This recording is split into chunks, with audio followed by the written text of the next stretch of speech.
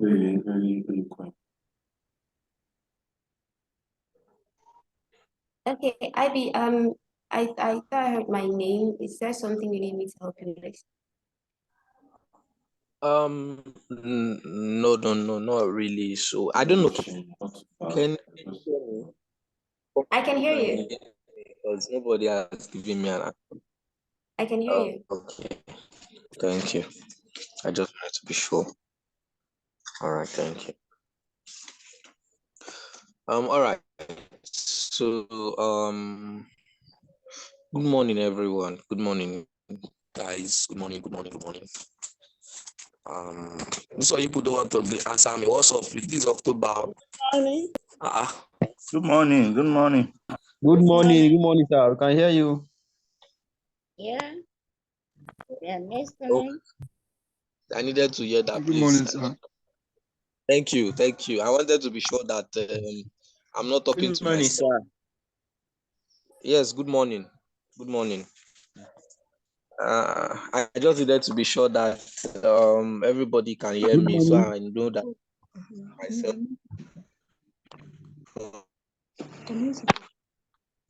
We can hear you, sir. Good morning, sir. The network can be very, very.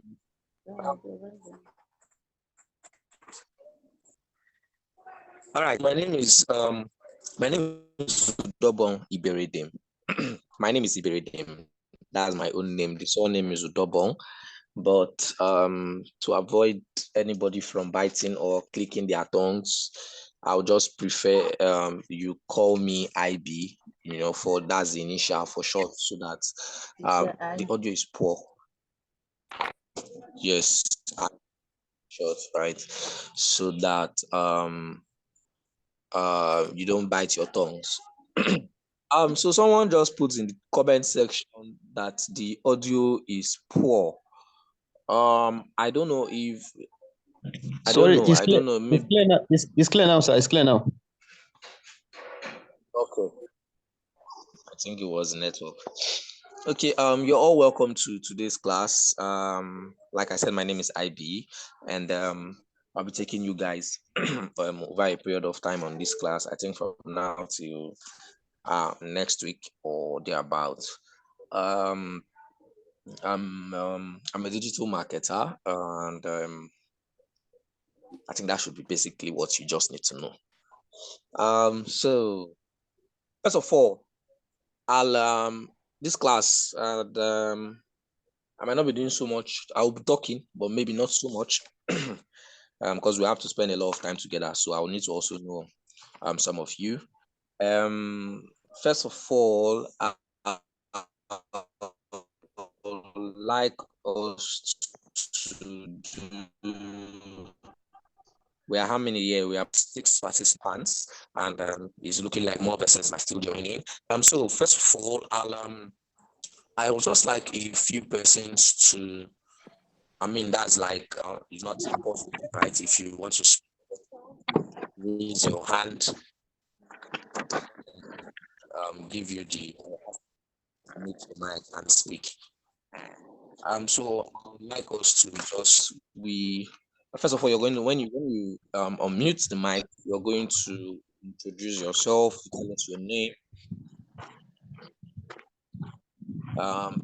tell us your name, tell us your location, and you tell us what you do. The reason for this is because in as much as we are all here as a people, in as much as it's not a physical class, it's virtual, it doesn't still change the fact that you are. So there's a reason that if you raise up your hand and I given the floor to speak, I'll to tell us your name, the location, and what you do, because you never know. You never know who might need your service. You never know who has the problem at your office or your school. Basically, be doing yourself a favor, introducing yourself and what you do, so that everybody knows what you do. And just in case somebody that wants to patronize you. You are looking take away. Everybody's time is up already. I'm not even. Huh? Okay. And class. I'm gonna do this introduction. Your name, like I said, Wọ́n ti John. wọ́n ti lẹ mẹ́mọ́ lánàá náà pé àtẹ̀gbọ́n mi. Hmm. Àbẹ́yìn lè máa padà lọ sí lọ́bọ̀. Ẹ̀yin máa padà lọ sí lọ́bọ̀. Please, everyone, keep your mic muted if you are not speaking or you're not asked to speak, please. Okay, thank you.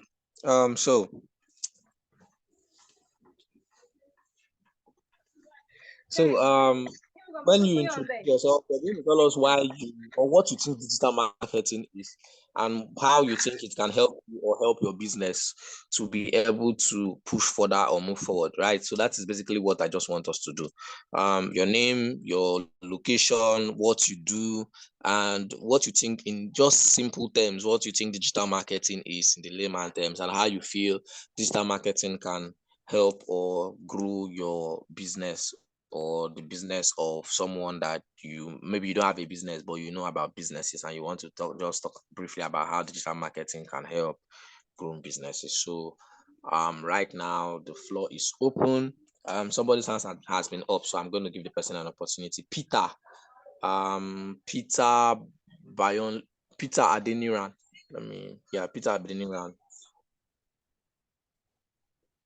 The floor is yours.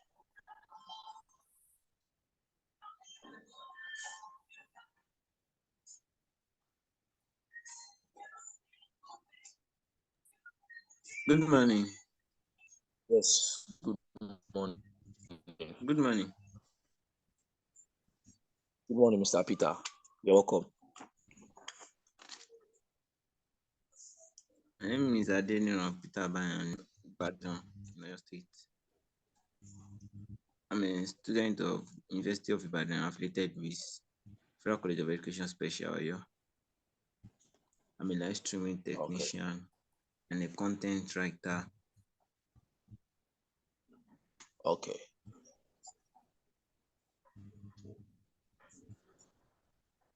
Would that be all?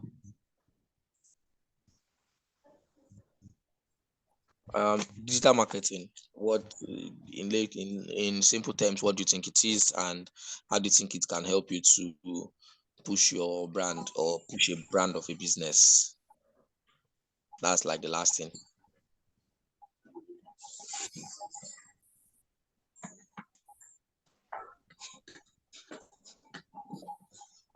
Okay, I think Peter is done. The next hand I'm seeing up is Debs, Debs, Debs. Debs, I think you have done now. Peter, you can mute your mic before All right. introducing Good yourself. morning. Hello, good morning. Good morning. Yes, Good morning. my name is Deborah Oluremi Oluwatomilino. I am a graduate assistant with Michael and Cecilia Ibru University in Delta State.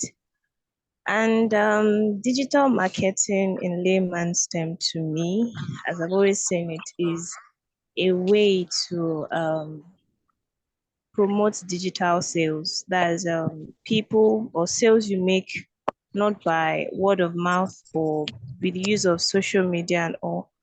Though there was a certain time that digital marketing was made a lot of noise when people came with different platforms and all, but yeah, but that's why I know about digital marketing. Using social media to promote sales, to promote business sales and all. And I have a small business I do, Doomsday Data and Doomsday Wares.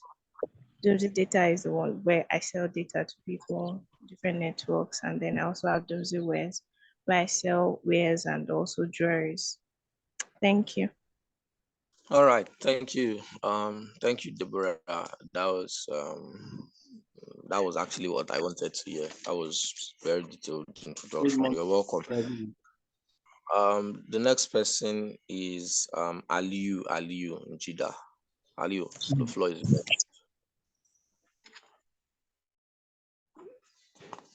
Deborah, you can lower your hand now.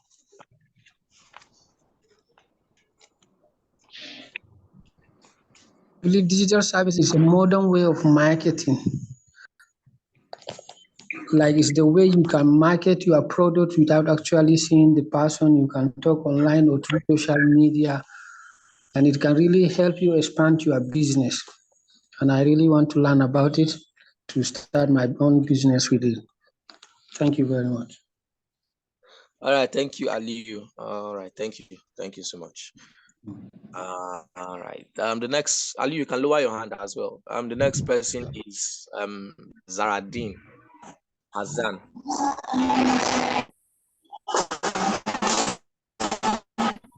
Sorry, please. If you are not speaking, mute yourself. I will have to remove people from this class. I would have to.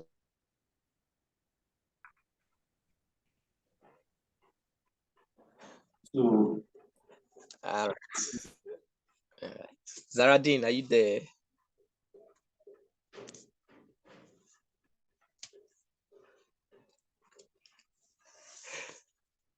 Okay, I think Zaradin is not there or he's having network glitches. So I will have to move over to the next person. Kunle Ajayi, I think you're the next with the hands up. So while Zaradin is not available, Kunle Ajayi, can you just briefly? Good morning, sirs. Ahmad. Yeah.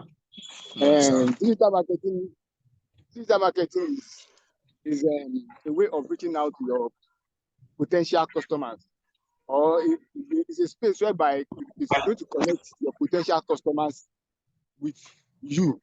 So digital marketing is just like what's on around Coca-Cola, like package it. And if you are doing business now, you are not online, there's no way you are going to connect with your potential customers. So digital marketing is being online and being able to connect with your potential customers.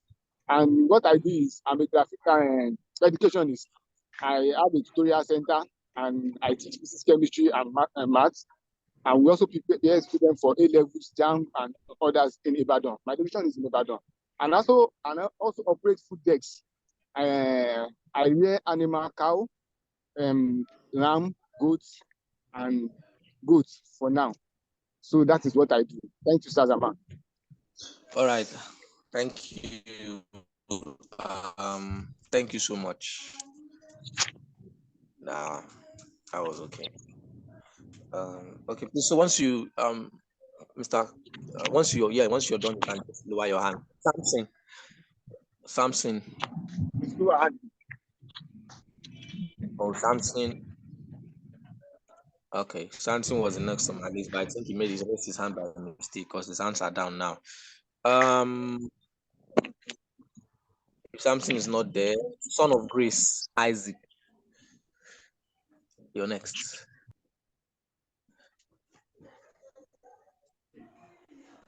Good morning, sir. Good morning, everyone. Good morning. Okay, my name is Son of Grace Isaac from Oyo, Akwa Ibom State,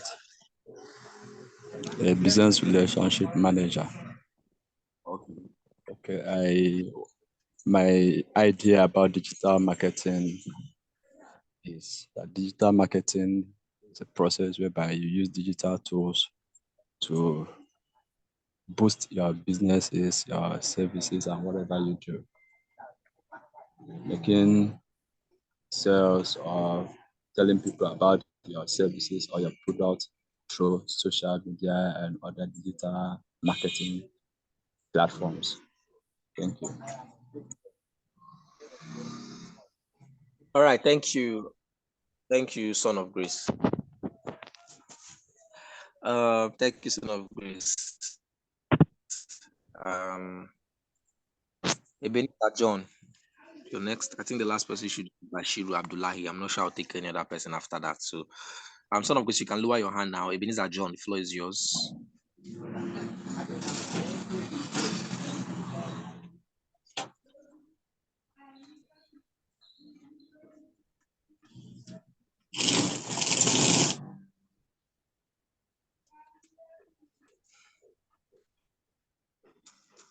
Hello, Benisa, are you there?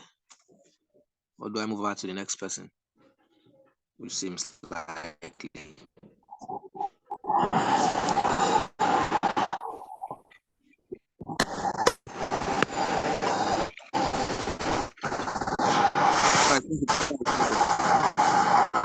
Daniel. Yes, please. Good morning, all. Good morning. Good morning, all. Okay. Good morning. I'm an Annie Daniel. So I'm a real estate consultant.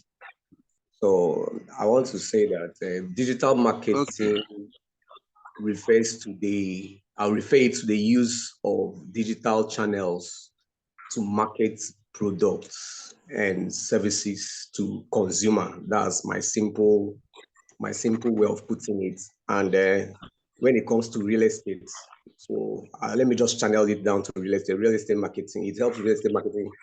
Digital marketing plays a crucial role in real estate marketing. So, which as it helps us to reach the target audience, build awareness, and also help us drive sales in real estate. So I'm here to really gain more knowledge on it, on how to use it to promote my real estate services. Thank you.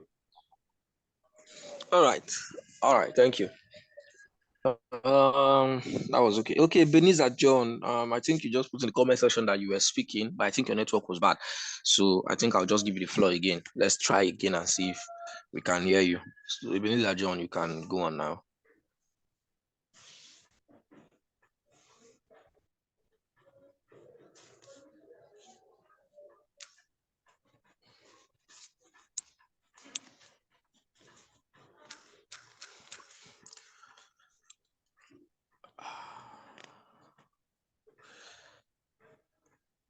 Okay, Ebenezer, I think maybe you're speaking.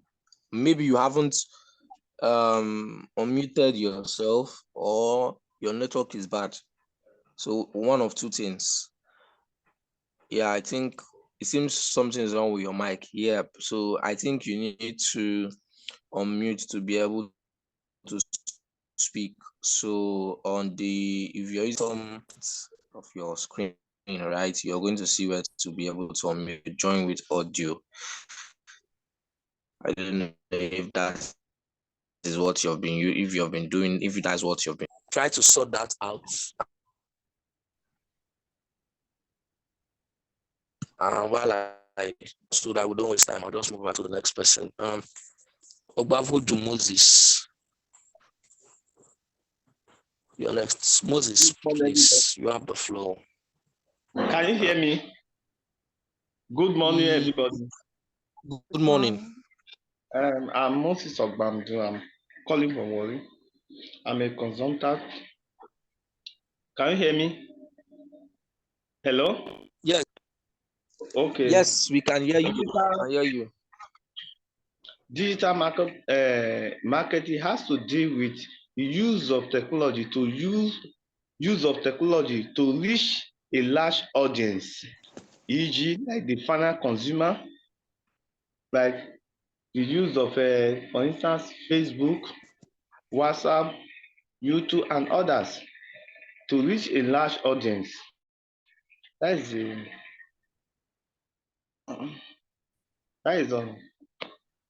simple. Okay. About Moses, you didn't introduce yourself and tell us what you do. Okay. Maybe you said it, but I didn't hear you. I'm a consultant.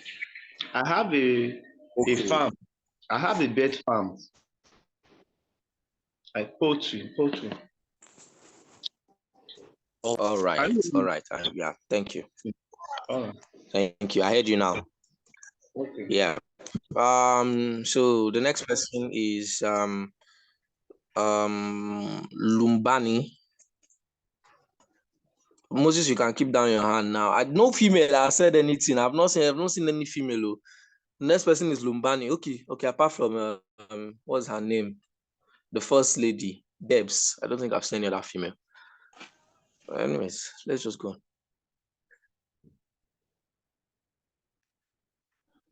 Lumbani, are you there?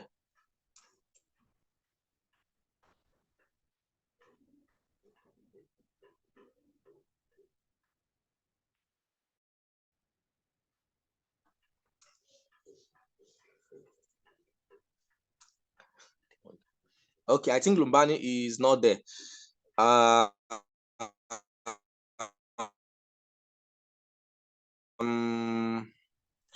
The next person is Hope Amici. After Hope, is the Felicia, and that should be all. I think the Felicia is a lady, so I'll just take that as last. So Hope Amici, if you're there, please. Hello. Hello. Good morning. Hello. Good morning, sir. It's Hope Amici. Yes. Good morning. Yeah. My name Okay. is Good Hope morning, Mr. Hope Amici. You can go on. Okay. I'm from Enugu. I'm actually participating from Enugu. What I know about digital marketing is this. Digital marketing is a kind of marketing where you use digital platforms to promote your goods and services. The aim of using digital platforms to promote your goods and services is to reach out to a target audience, which may not necessarily be within your vicinity where your business is operating. Yes, that's what I would say about digital marketing. And as for me, I'm an affiliate. I'm an affiliate marketer, so I reach out to some people in different locations, to buy my digital product I see online. And I can say that digital marketing is a good idea in this our 21st century. It helps. I know little about it and I still want to know more. That's why I want to participate in this program. Thank you.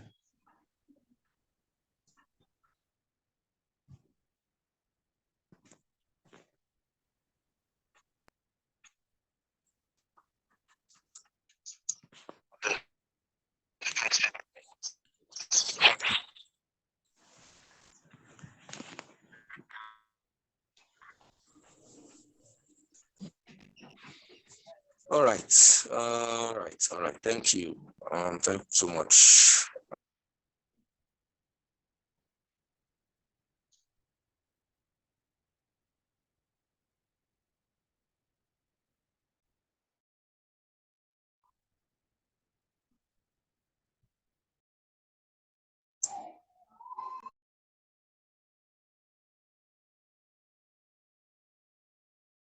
Hello?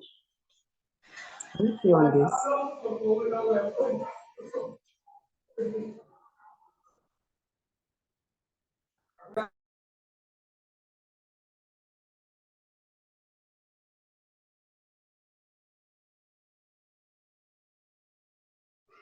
Okay.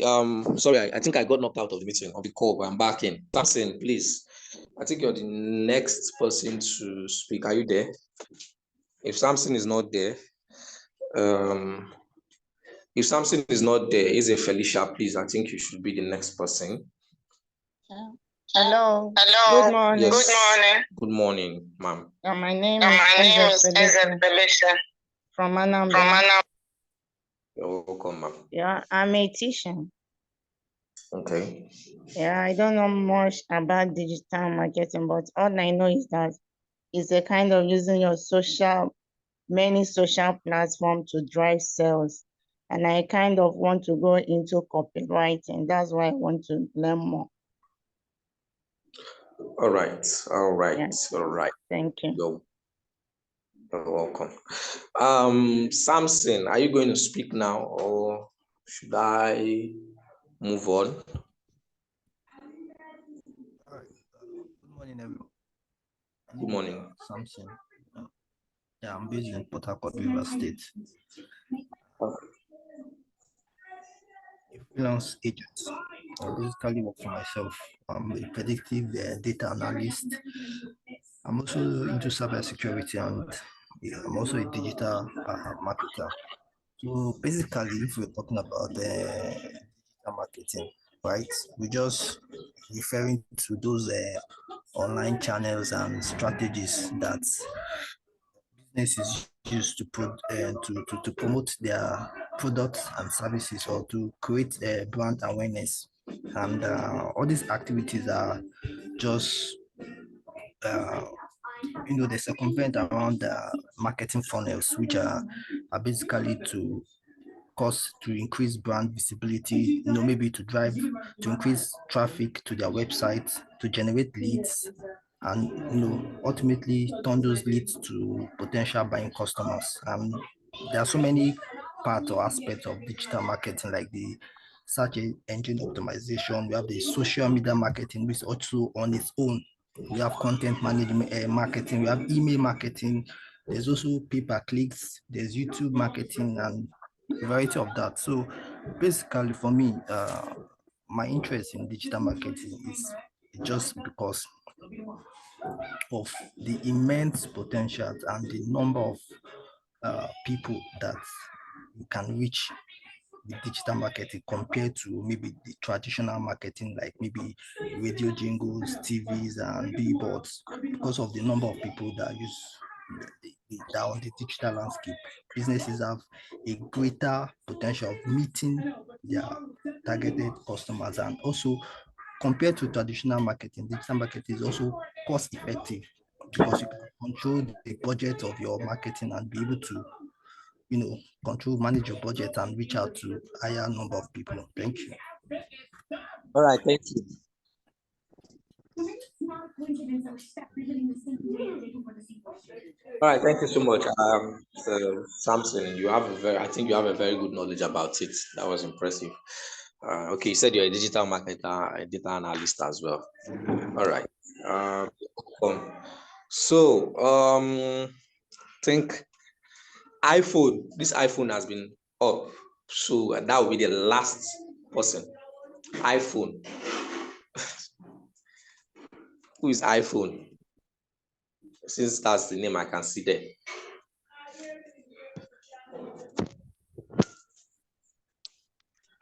Okay, iPhone is not there.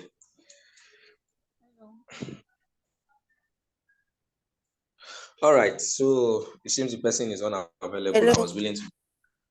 Okay, good morning. Are you the one with iPhone? Yes. All right, ma'am. My name is Peter Praise from Delta States. I'm a pharmacist. My own understanding in digital marketing is that digital marketing is the promoting of brands to connect with potential customers using the internet or any other forms of communication online. Thank you. All right, thank you. Thank you so much. Everybody, I think that should be all, right? That should be all. I'm not taking any person again. All right. So everyone has said really impressive. I think everyone has said really impressive things.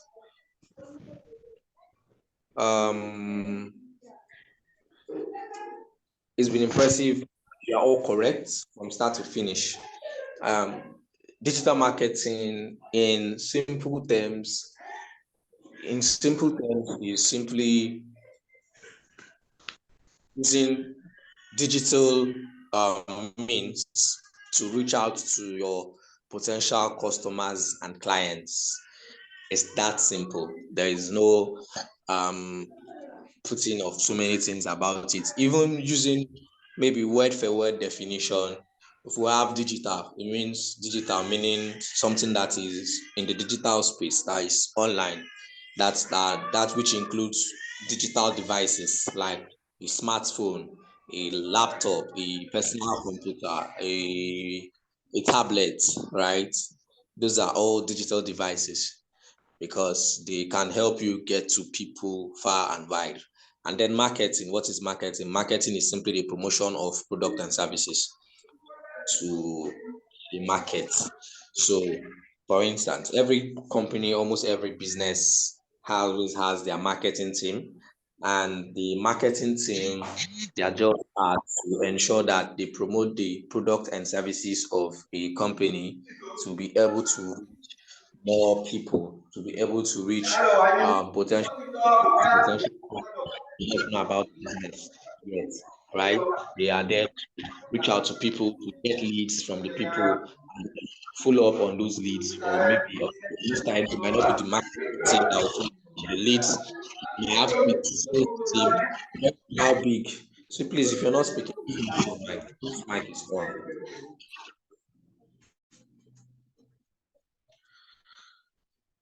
Okay, thank you. So, every other person, I think you can lower down your hands now. There's no need for your hands to still be up. The three persons whose hands are still up: Ogbavodu Moses, Zahadin, Hassan, and yeah, I think the other two have lowered their hand down. So, yeah, everybody's hand is down now. Thank you, thank you. All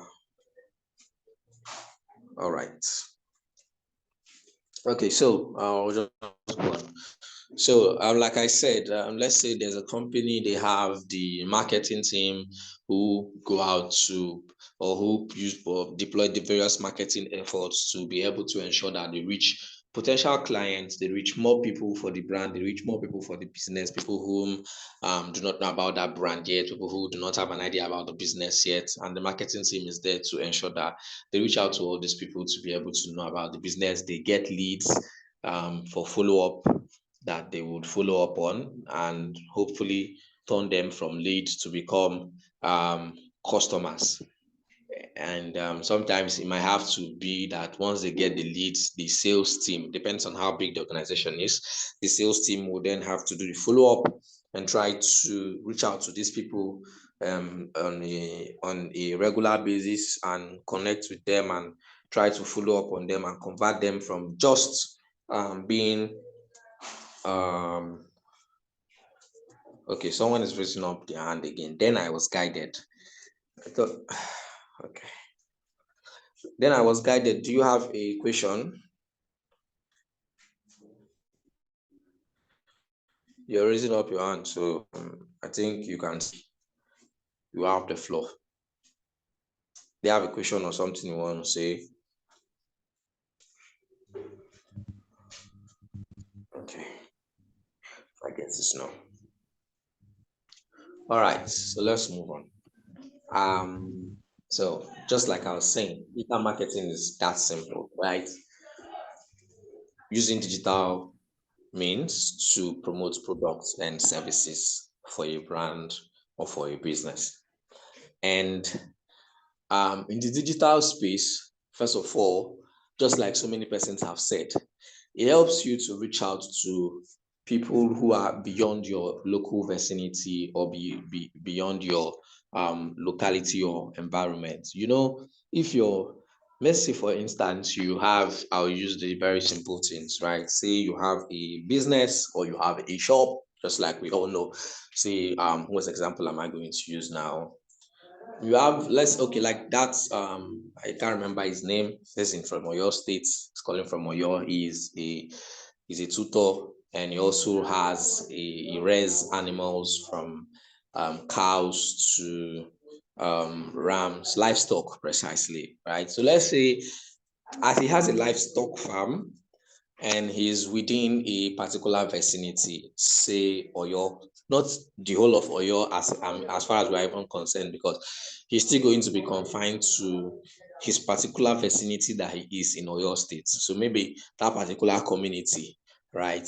And maybe if his business is that big, maybe it might just be within that particular community or say within that local government, but covering the whole of Oyo State might be difficult for him.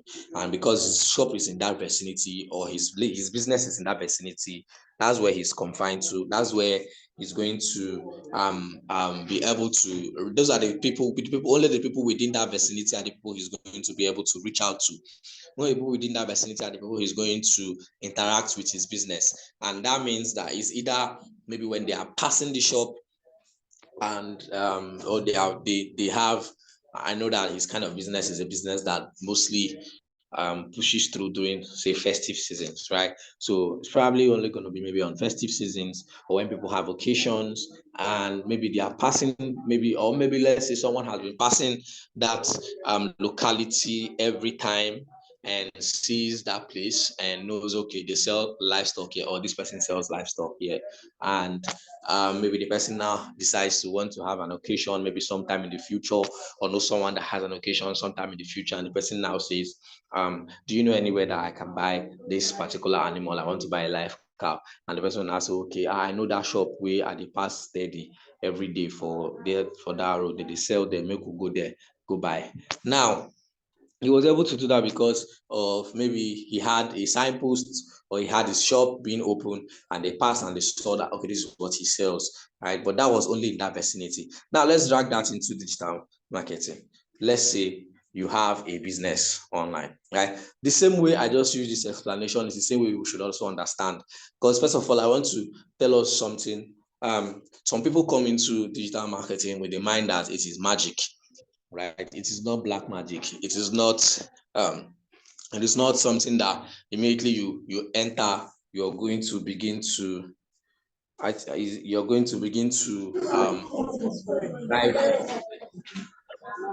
get sales and stuff like that.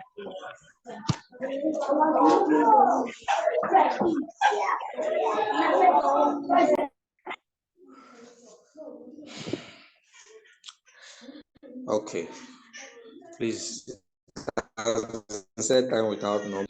If you're not speaking, please mute your mic, right? I will not have to start muting everybody anytime they unmute their mic. Please, it's kind of distracting. All right, thank you.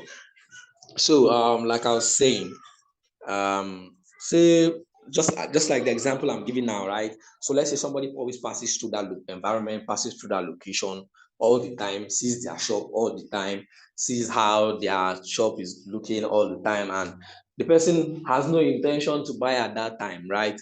And then the person probably has an occasion sometime in the future, or knows someone who has an occasion sometime in the future, maybe a burial, maybe a wedding, maybe a celebration of a very big feast, a ceremony, whatever, and they needed to maybe buy livestock, maybe they needed to buy cows and buy goats or rams or whatever that they needed to buy for that particular celebration. The person will not remember, maybe the person was like, somebody now said, okay, we need to get this particular stuff. Where do we get it from? He has never bought livestock before, but because he has been passing through that shop and he sees the owner, right?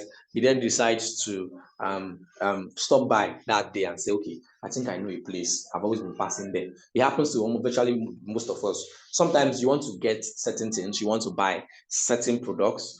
You might not have never have bought that before, but you're passing through a particular location. It happens to me most times. Maybe I've been passing this particular place virtually all the time. Maybe every morning I pass there when I'm going to work, or say maybe every evening when I'm maybe going out to get something, or I'm going for one thing or the other. I'm always passing within that place, and my eyes are always going to that particular shop or that particular vendor that sells a particular thing that I've never bought before. And maybe a need arises sometime in the future, and I need to purchase that thing, and I need to buy it, say maybe ASAP, and maybe I need to buy it from a physical vendor. The first person I will think about, maybe because I've never bought it before, I don't know why, maybe I don't have anybody to ask to say, please, where do you get yours? I will now remember, oh, I've been seeing this particular location. Let me go and buy from that shop one day. Now, I'm using this instance because I want to also drive it in digital marketing. Like I said, digital marketing is not magic. Putting in your marketing efforts is not going to, you don't feel like it's going to yield forth results immediately. Just like the example I give that someone is passing through your shop all the time and seeing this. The person has never bought from you. Don't even know the person has never bought from you before. At that point, the person is more like an audience, a potential customer, is a fan, let's call it that way, right? But might not necessarily be, might not use the word fans because they have not really interacted with your brand before. So let's just say they're just a potential audience. It's almost like the same thing with digital marketing. So if you're putting in digital marketing efforts, you're pushing out stuffs on online, you are using the digital marketing strategies to also try to facilitate your brand. It's also almost like the same thing, especially when you're using organic means. Organic means you're not paying for it, right? You're using the usual post a content, drive a content online, use your social media, post things on social media, try to see how you can always be in the faces of your audience, right? It's more or less like the same thing. Because at that moment, maybe some people who are interacting with your business, who are seeing the things that you put online, are not ready to buy from you. And it might also be that they don't also trust you, because people want to buy from who they trust, right? And especially with the rate at which there are so many social vices online, so many scams online, people are a bit very sensitive when they buy online, right? They don't just want to jump onto any and every person that they see online and buy from, because a lot of people have been scammed. A lot of people have bought products and they never got it, and their money was never returned back to them. So there's a lot of some skepticism when some people want to get something online. They become skeptical and they try to see how they can analyze a brand before they buy. And that's the reason why one of the things that you need to factor if you want to be able to push anything, product or service online, is the ability to build trust. It is very, very, very important to build trust. So today we'll basically just be doing introductions, right? There's no going to be too much talk. You build trust. Trust is the very main thing. People always buy from who they trust. People want to do businesses with whom they trust. People do not want to just buy from any and any person, right? That is why a lot of people, a lot of brands put in a lot of effort in trying to build credibility for their brand, in trying to build trust for their brand. And it is very important that as a business, you want to thrive online, you are doing any kind of sales, whatever thing you're doing online, people want to trust you, because they don't just want to pull out their money and buy from someone that they don't trust. In as much as you get sometimes a lot of first-time buyers who will just buy from you, even without, when you feel like you just buy. They don't just buy because they have the money, or because they saw maybe you ran an ad and your ad popped in their faces. No. Most times, before people make those kind of purchases, they try to analyze before they make a decision, right? And one thing you need to understand is that human beings are more inclined to buy emotionally, or to think about getting or purchasing a product or service with their emotions first before they go to logic, right? So the first thing is, have you been able to show them a problem that they have, that your product that you have or your service that you are offering can solve, right? That's the first thing first. If you can tell them that my product, my service can solve your problem, because everyone is looking for a solution to their problem. That is why they want to buy from you. They want to purchase your product because it's going to make their lives better. They want to make use of your service because your service is going to make their lives better. It's going to improve their lives. It's going to make them live a certain situation or suffering that they are passing through, right? So that is the emotional part of it, because their emotions at that time is, I want to solve my problem. I want this problem to go away. I want to get this stuff for myself. I want to get this stuff for my friend as a birthday gift. I want to do this. I want to do that. At that point, they are more like, they are being led by their emotions to buy what they want to buy, because maybe they have a need that has been pressing them and they need to solve it, or they have a thing that they need to buy and they need to buy it ASAP. And now the logical part of it comes into when they need to trust you. They need to trust you to be able to buy from you. It's important that they trust you. In as much as they are being led by their emotions, they know that there are scams online, and they know that there are people that are online that are not trustworthy. They want to buy, but they need to trust you. So that's why you see most times, maybe you put out a Facebook ad or an Instagram ad that runs for a while, and people are seeing your ad, but maybe your ad is not converting. You need to check sometimes why it's not converting. Sometimes they have seen it, and maybe they come to your page, maybe your Instagram page, and they scroll through, and it doesn't look convincing enough to them that you're credible, and they will leave. They will not want to purchase from you. They will feel like, oh, this will be scam. So you see that credibility part. That is why we always see that in as much as you're trying to push and drive return on investment, you should be able to build credibility. You should be able to build credibility, right? So that people can be able to trust you, right? People want to say, look at your page or look at your platform and say, oh, okay, this person is trustworthy enough, right? Even if you have a website, there's a way your website will be built. People will not trust it. They will come to your website, they will look at it, and they tell, I don't trust this website, right?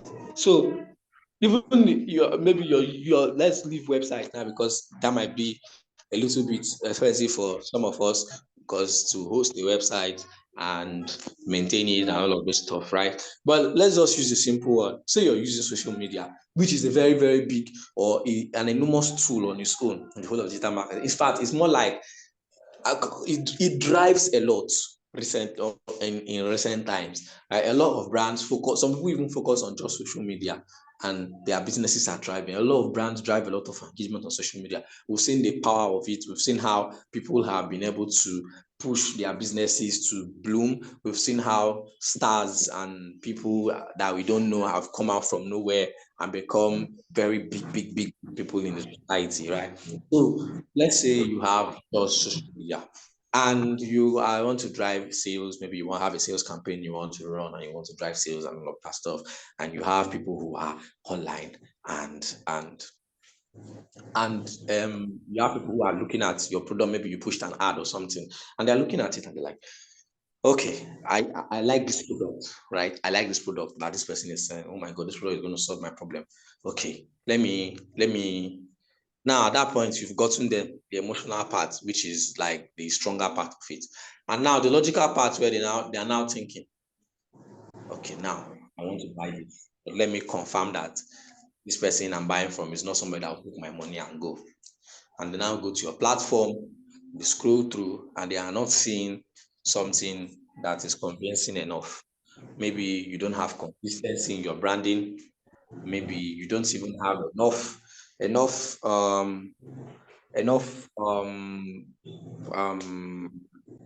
content, or enough good content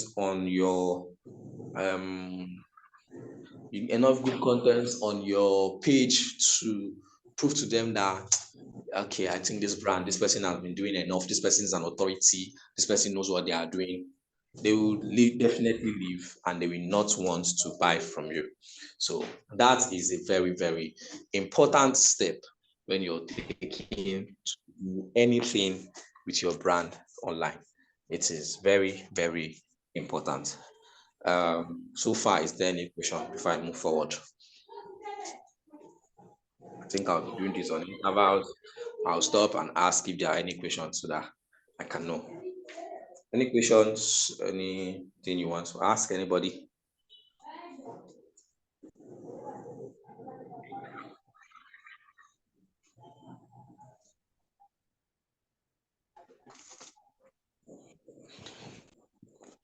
Okay, so I'm guessing nobody.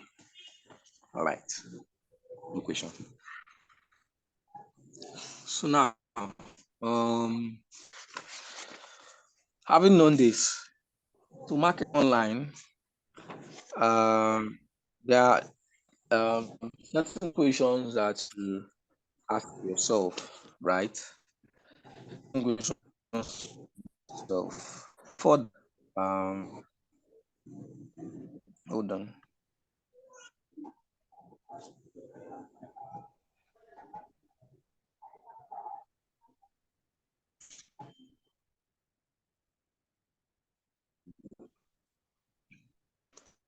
about what digital marketing. Digital marketing of different strategies that you can use to push your product or service online. We have just like my brother from Port Harcourt, that is a data analyst and digital marketer, said there are various strategies. We have social media marketing, which of course, like I said, is one of the very big ones today. We have email marketing, we have search engine optimization, we have content marketing, and a range of them, right? Like we said, a lot of brands focus on social media marketing, and they also push and make a lot of money, right? But compared to traditional methods of marketing, like I said, that you might be you are just in environment.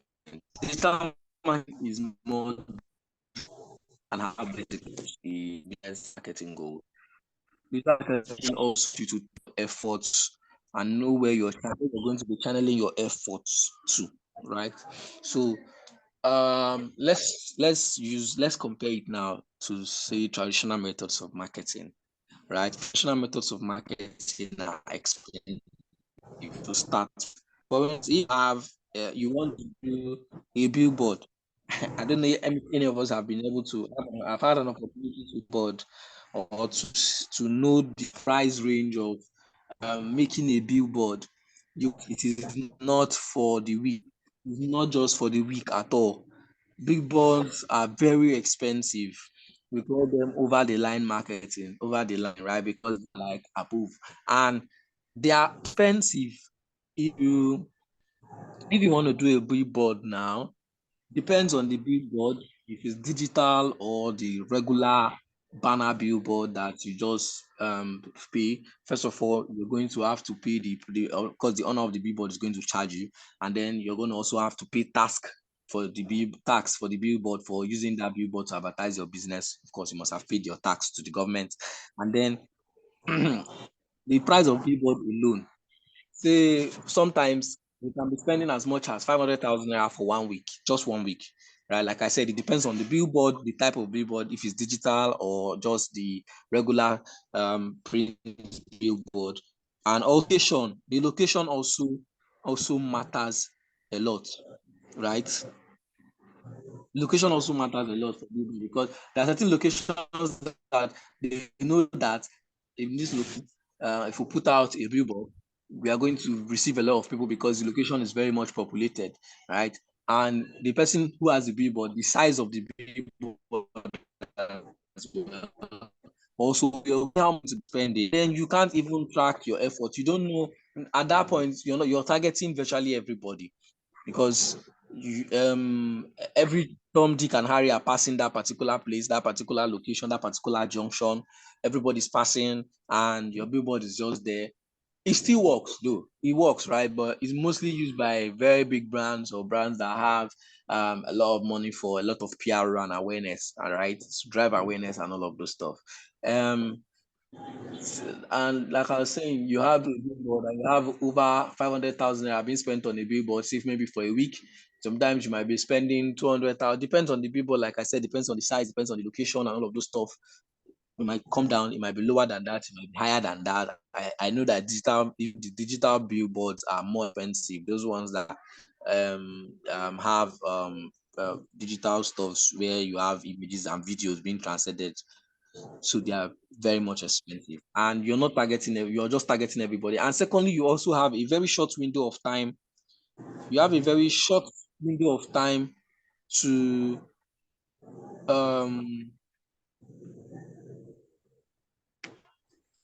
you have a very short window of time to be able to capture the audience that you have, right?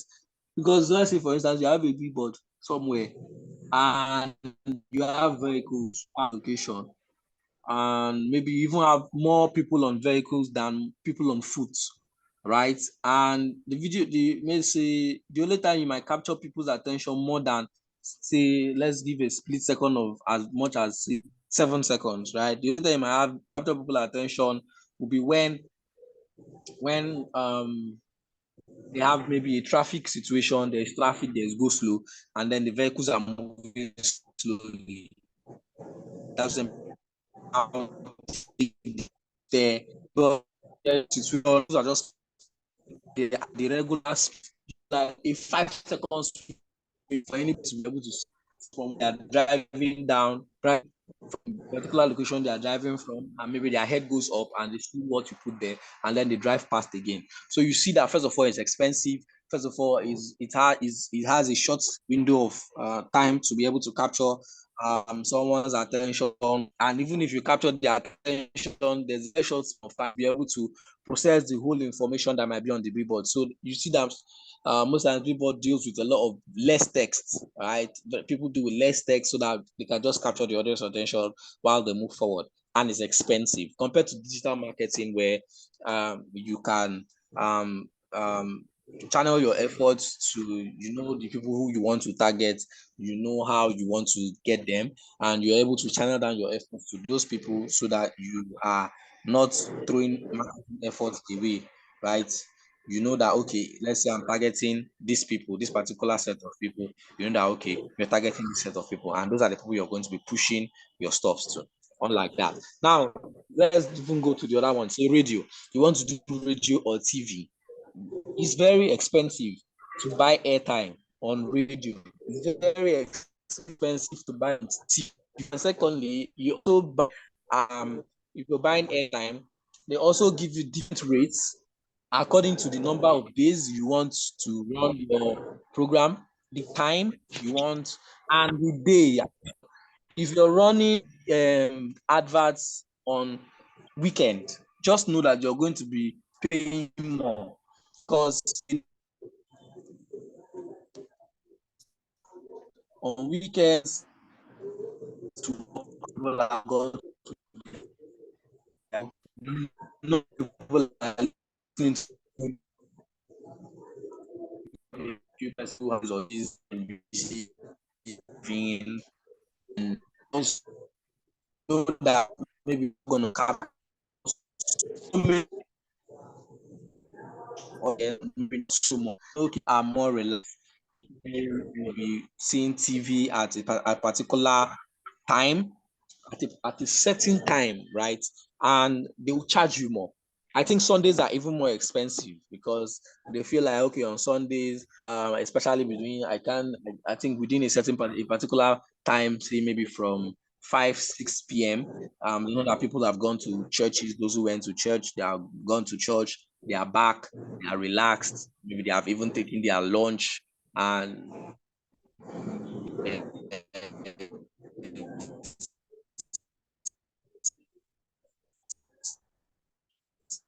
just sit down. They want to see.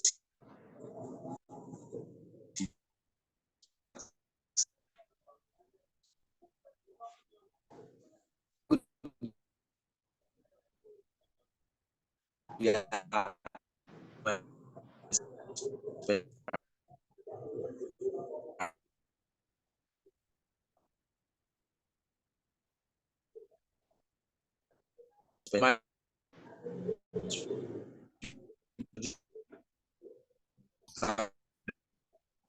Maybe nothing. Say heard your attitude. That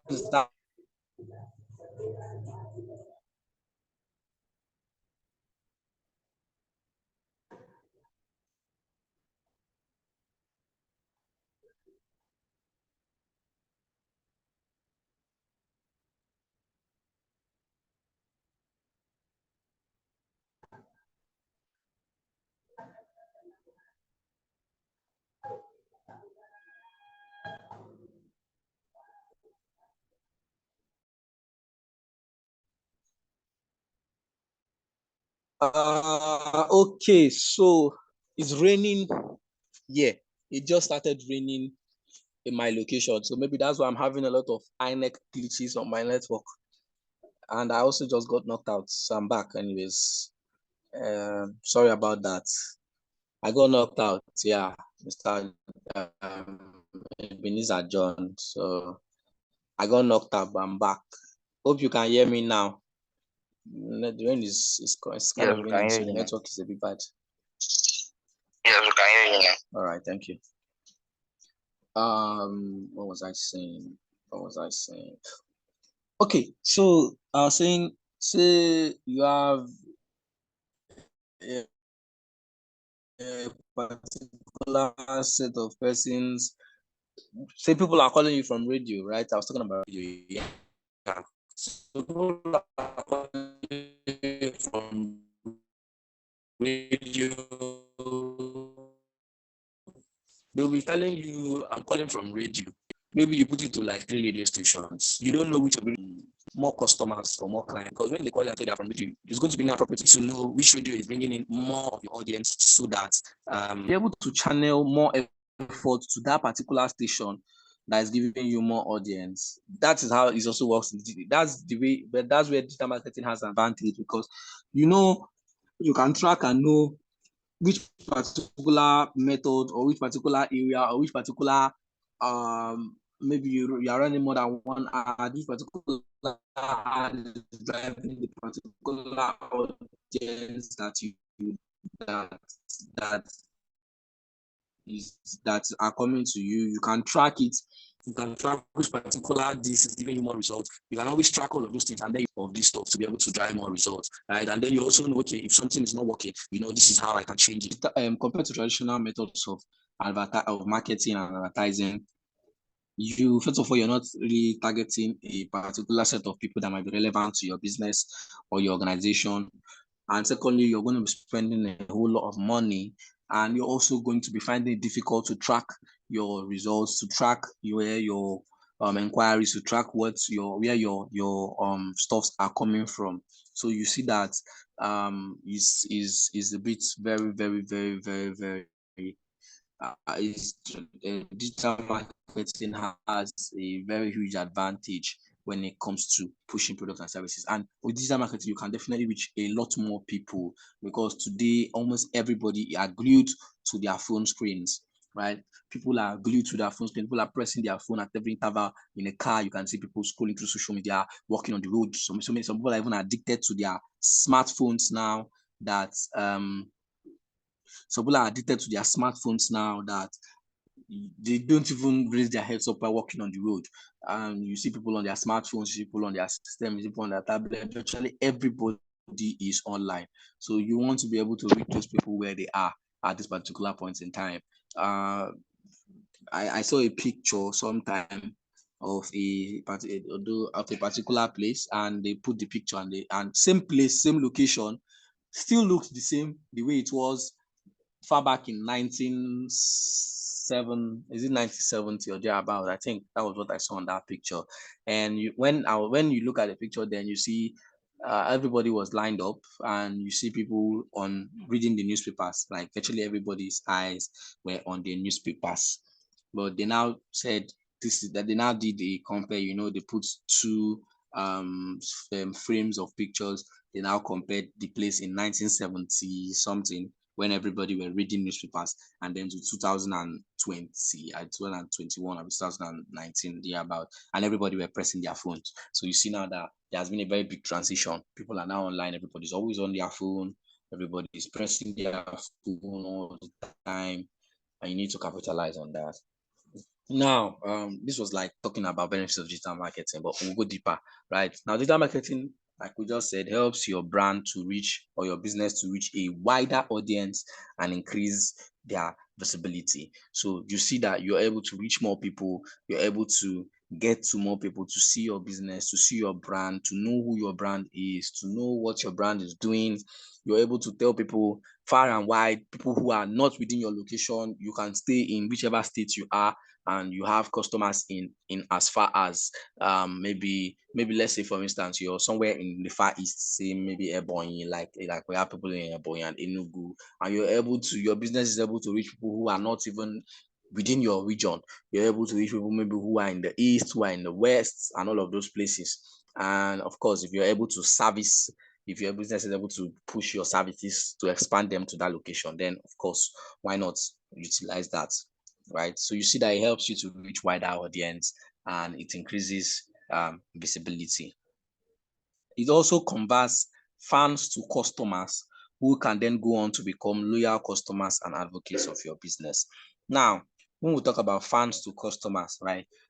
Not everybody who are online are your customers, right? Now, let me see how I can break this down.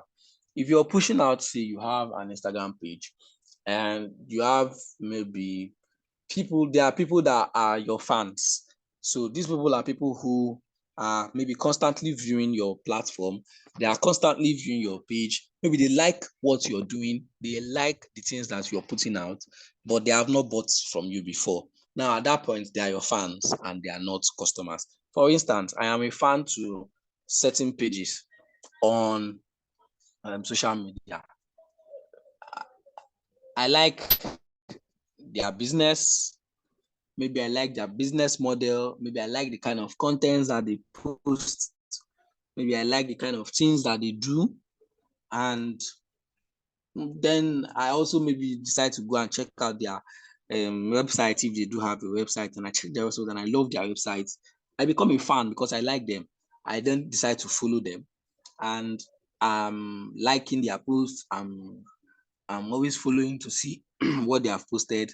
I'm liking it. At that point, I'm a fan, right? Because I've not bought anything from them yet. I'm just a fan who likes the brand, who appreciates.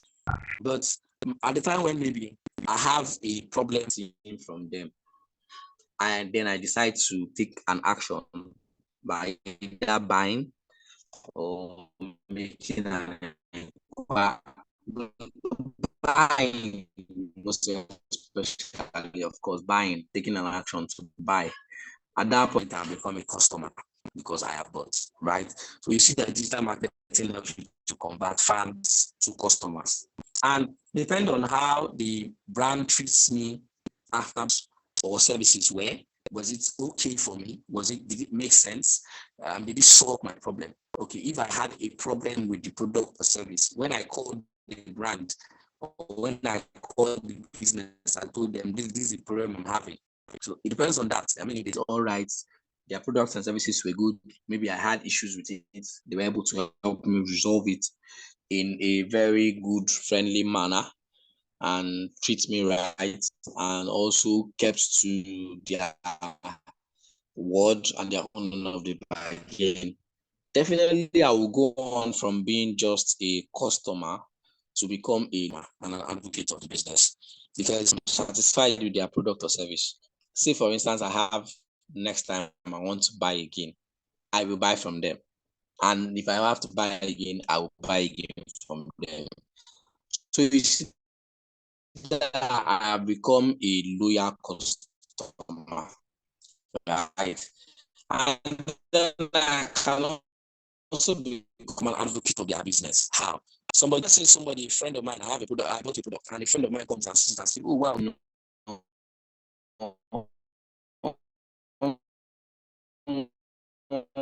it makes sense. I would like buy. So okay, I buy from so and so brand. See again. I then tell him how to reach out business, and they don't even have to pay me. Help. Word of mouth comes in, where someone now buys from you through your customer that you have been able to satisfy. How far I like this product from you. Can I get it? Yes, you can get it. And then I decide to refer the brand because I now become an advocate of the business, right? I can decide to even go on my own social and post it and say, oh, wow, I bought from this brand. Oh, I love their product. I love their service. It was top notch, right? You can see it happens online. So you see that is how digital marketing also helps you to convert fans to customers who can go on to become loyal advocates of a business. It helps you to reach your targets audience via advertisement. If you have, of course, if you want to run ads, you can be able to target your advertisement to your right audience, right? You know that okay, these are the people that will likely buy from me, right? If I'm say maybe you sell only female products. Maybe you sell only female products, you sell female wears, female shoes, female clothes. You can be able to push it and know that you're pushing out to only females. You want to target only females via your adverts. You have the option to choose only females, and you know that it's going to reach mostly females. Not like it's not going to get to males, right? Definitely some males are going to see it, but just know that the proportion of women who are going to see it will be more than men, because you know that the product or service are more directed to females. So you know that, okay, you want to reach only females and you want more females to be able to patronize your brand. You can use digital marketing to be able to target your advertisement to reach only females, which is like the right audience. And you sell only male clothes, you know you can reach just males. You sell you sell male clothes, you can reach just males. You sell children wears, you can reach out to people who are married, who have kids within the age range that you want. So you know that, okay, these are the people that are supposed to buy my product or service, and you know how to tailor down what you need to tailor down to meet their needs. It's also cost effective, like we said, compared to traditional methods of marketing. You can measure your results and your efforts, right? You can measure the results of your marketing efforts with digital marketing. Compared to the other traditional, it's going to be quite difficult for you to measure your results, right? It helps brands to build great relationship with their customers as well. So you can build a very good relationship with your customers using digital marketing, right? You can build great relationship with your customers. You can be able to build great relationship with your customers. You can tell them, because like I said, I'm going to say what's in, right? I think I've not said it. I'm going to say it, but it's quite easy for someone who has bought from you before to buy again and again than to sell to a new customer, because selling to a new person is going to be like you starting afresh. The whole thing, you're now starting from the time to build awareness. You now start to push everything. You're hoping that the person will buy, and then at the point you're trying to build trust again, all of that definitely has passed through all of this, and the person now trusts your brand already, right? So that person is already a customer, and you have to treat that person right and treat that person better, so that you can be able to keep them and be able to build a great relationship with them, right? So building a good relationship with your customers online, digital marketing helps out a lot, because you can appreciate your customers online, you can reach out to them, you can build great relationship with them online. It also helps you to stay ahead of your competitors, right? In every business, there are always competitors, there are always competitor brands, right? The truth is, any business you want to do, somebody is already doing it, someone is already there, and people are already doing something similar to you.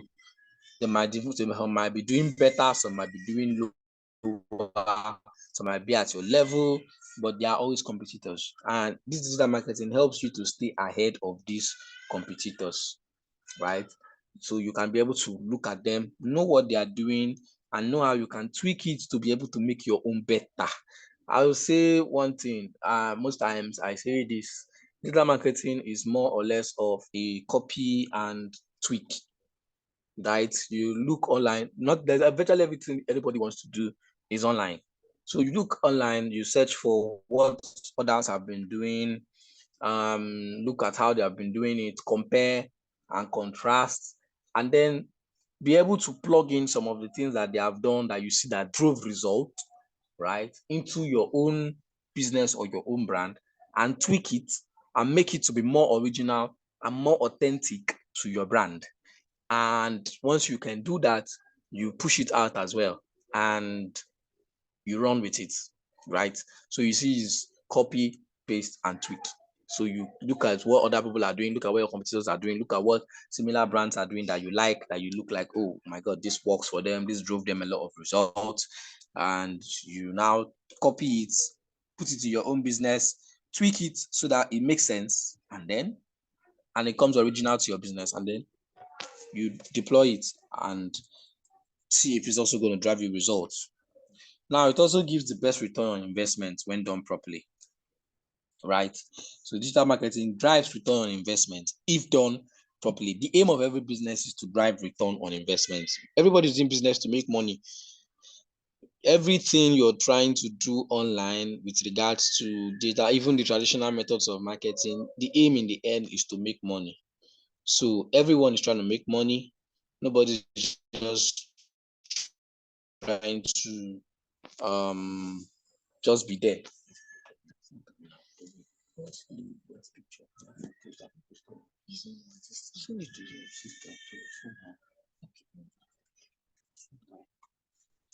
Sorry. So the aim of it is to drive return on investment, because every brand wants to make money. So digital marketing can help you to do that. Right. Now, when you go online, there are certain questions you need to ask yourself, right? To market a business online, to market a product or service online, there are certain questions that are very, very important that you need to ask. And these are the questions that I'll be telling you guys to do. Now, the first is, who am I? Now, this who am I does not refer to you personally. It refers to who is this business? Who am I? Who is my company? What are the mission of my business? What are the visions of this business? What are the value of my company? What values am I going to be offering to my audience? What's the reason why this company exists? Right? Can you be able to look at that and ask yourself those questions and know who you are? Who am I? Is a very important question that you have to ask. It involves you need to have a clear understanding of the mission and the vision of your brand, right? And it's very important that you ask yourself these questions. The second question is, what do I offer? What does my business offer? Now you have to look at your products and services and look at what is your own unique selling point. What is your own unique selling point? Because that is where you are able to know what your unique selling point is, that makes you different from your competitors, that makes you stand out from your competitors, right? So what do you offer? What are the products or services that you offer? Do you have a unique selling point that is different from that of your competitors that will make you stand out? Is a very important question that you also need to ask yourself. What's your unique selling point? Your unique selling point might be anything. It might be that your unique selling point is that maybe you have a product that you have to do delivery, and maybe your own unique selling point might be others are delivering within 1 week, and you're telling your potential customers that they will get their delivery in 3 days, right? It might also be that your unique selling point might be you're going to deliver in 24 hours. So what makes you unique from your competitors, right? Your uniqueness might be in your price. Maybe others are selling something, same thing you're selling, same product, but their prices are a bit higher. And you have yours, you don't compromise quality, but your price is lower. It might make you unique. That might be what is making you unique from the others. You're not compromising quality, but your price is lower, right? So you see that it can be anything. We have Coke, we have Pepsi, but they are both competitors, and the both of them have a unique selling point or selling proposition that they drive for their both brands, right? First of all, it even starts from the taste. You know, the formula is different. They both have different tastes. If you test Coke, you know that you have tested Coke. And if you test Pepsi, you know that you're testing Pepsi. So you can see that these are two brands, same niche, same market, but they are competitors and they're both unique in their own way, right? And you see that they're always watching each other's back. But we'll come to that. Now, the next question, of course, the first one is who am I? Where you have to know your mission and vision and value of your company, the reason why your company exists, which is I've said that. The second is what do you offer? What do you offer, right? And the third one is where am I? Where am I is you look at the business that you want to do, right? And you're coming online. Let's say maybe you don't even have a business, an online presence before. You look at your niche, you look at your existing competitors, and you analyze yourself to know where you are in the market at that particular point in time, right? You look at, okay, I'm just coming into this market. Where am I now? So you need to know which particular level you are at the market. In as much as you're just entering a market, you might still be higher than some certain persons that have already been in the market. So don't think that maybe because you're just coming in, you are going to be lower. That's why you need to know that where am I at this particular point in time? You know where you are. You look at your competitors. You look at the tools that they are using, right?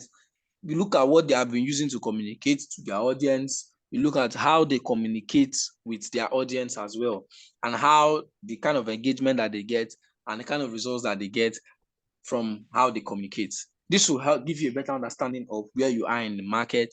It will now give you a better understanding of knowing what you need to improve to be able to get to the target that you have set for yourself, right? Now, as much as you have your competitors, which is sacrosanct in every business or in every field, you do not use them as a yardstick for your own success, right? So let's understand this. You don't use your competitors as a yardstick for your own success, but you use them to be able to know what you're doing, to be able to improve so that you can be better, if not out of the market. That is it.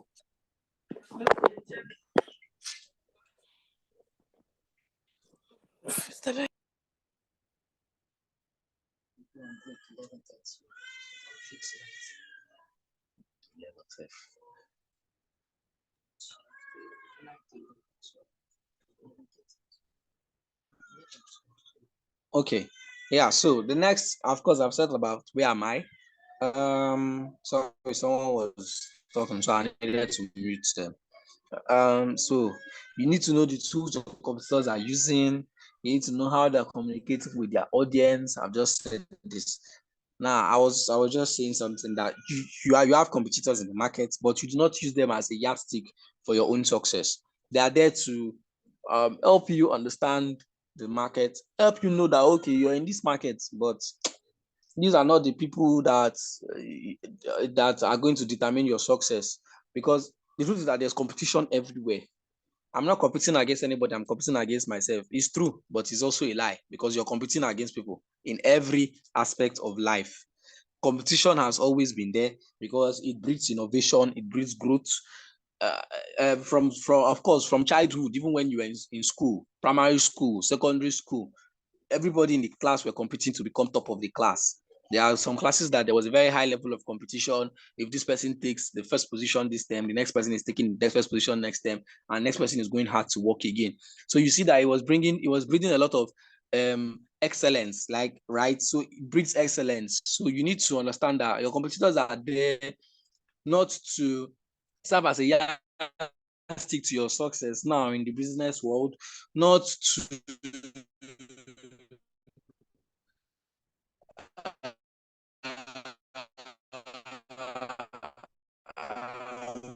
make you think that you're not doing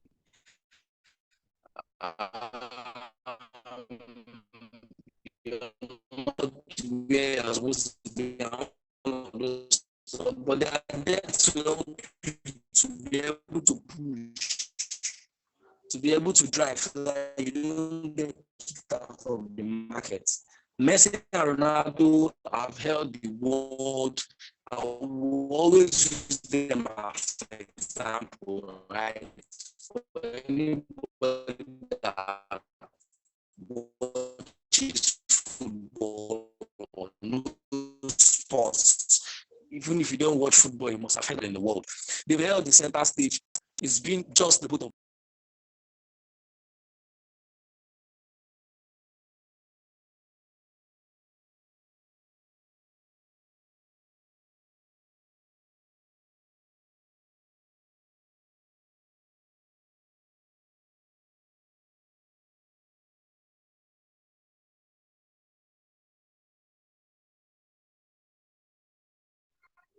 All right, sorry, I'm back. Network. Sorry. The network it's Nigeria, Sha. It's expected. I was talking about Messi Ronaldo as an example, right? So I'm using this example. I would like to use very simple things as examples. So Messi and Ronaldo have held the world of football because they are both competitive. They both understand what competition means and they want to stay on top, right? So if this one does this today, the other one does this tomorrow. If Ronaldo wins the Ballon d'Or this time, Messi goes and wins the Ballon d'Or the next time. So you see that competition was there. They both want to score goals. They both want to be at the top of their games. They both train harder to become top. So you see that competition was able to make both of them push at the same at a scale that other footballers were not able to get to their level. So you see that competition is very, very, very important, right? And where it becomes bad is when it becomes unhealthy, where it becomes, I don't know how many of us have seen that movie, She. I think it's a new movie by Funke Akindele. It's out on Amazon Prime. If you have seen that movie, you might have a very good understanding of what I'm talking about. She had a very, that's Shiabola, that's her name. She had a very, her competition was unhealthy, very unhealthy. It was toxic. So she wanted to be at the top, but she was doing it in a very toxic way, hating on other people, hating on her fellow colleagues in the same industry. Now that is where competition becomes bad, when it becomes toxic, when you now want to be at the top by every means. You want to bring down even your own other colleagues in the industry. That's when it becomes bad and it becomes toxic and it is no longer healthy. But that's not the kind of competition we're talking about, right? So you need to know where you are in the market by knowing your competitors and analyzing them, right? So the next question you should ask yourself is, why am I going online, right? As much as everybody is online now, everybody's online, every business, everything is online, everybody are putting out things. You need to know that, yes, I'm going online, but why exactly am I going online, right? Am I going to just get leads? Am I going to be able to make sales? Am I going just to push for brand awareness so people will know my brand? You need to know this stuff, right? And you need to establish what we call key point indicators, that you know that these are the key things. If not, you end up focusing on everything and not getting anything in the end. So you need to know, this is where I'm going to focus on. These are the things I'm going online, but these are the key points, the KPIs. We call them KPIs, key point indicators. These are the KPIs I want to be able to use my online presence to achieve. Okay, I want to grow my followership from this to this. Okay, I want to drive more sales for my business. I want to drive return on investment for my business by so and so percentage. Okay, I want to by this time I want to have this, right? So you need to know, okay, these are what I want to achieve online. These are what I want to achieve when I go online, and you have to pay attention to those things so that you can be able to succeed. You also need to be prepared for what we call multi-channel communication. So you need to be prepared for pushing out on different platforms or different channels at a time, right? So you don't want to focus on one place. You don't want to focus on your energy. In as much as sometimes it's good to be focused on one direction, but then, I mean, you need to be able to spread your wings to be able to capture a large size of the audience, and that is done by multi-channel communication. You're pushing there, you're pushing there, you're pushing there, and you're pushing here, right? And then that's the next one, right? The next one now is, who are my target audience? Now, this is very, very, very, very important. Who are my target audience? I think I'll have to come back to this because that might be like maybe the last thing, right?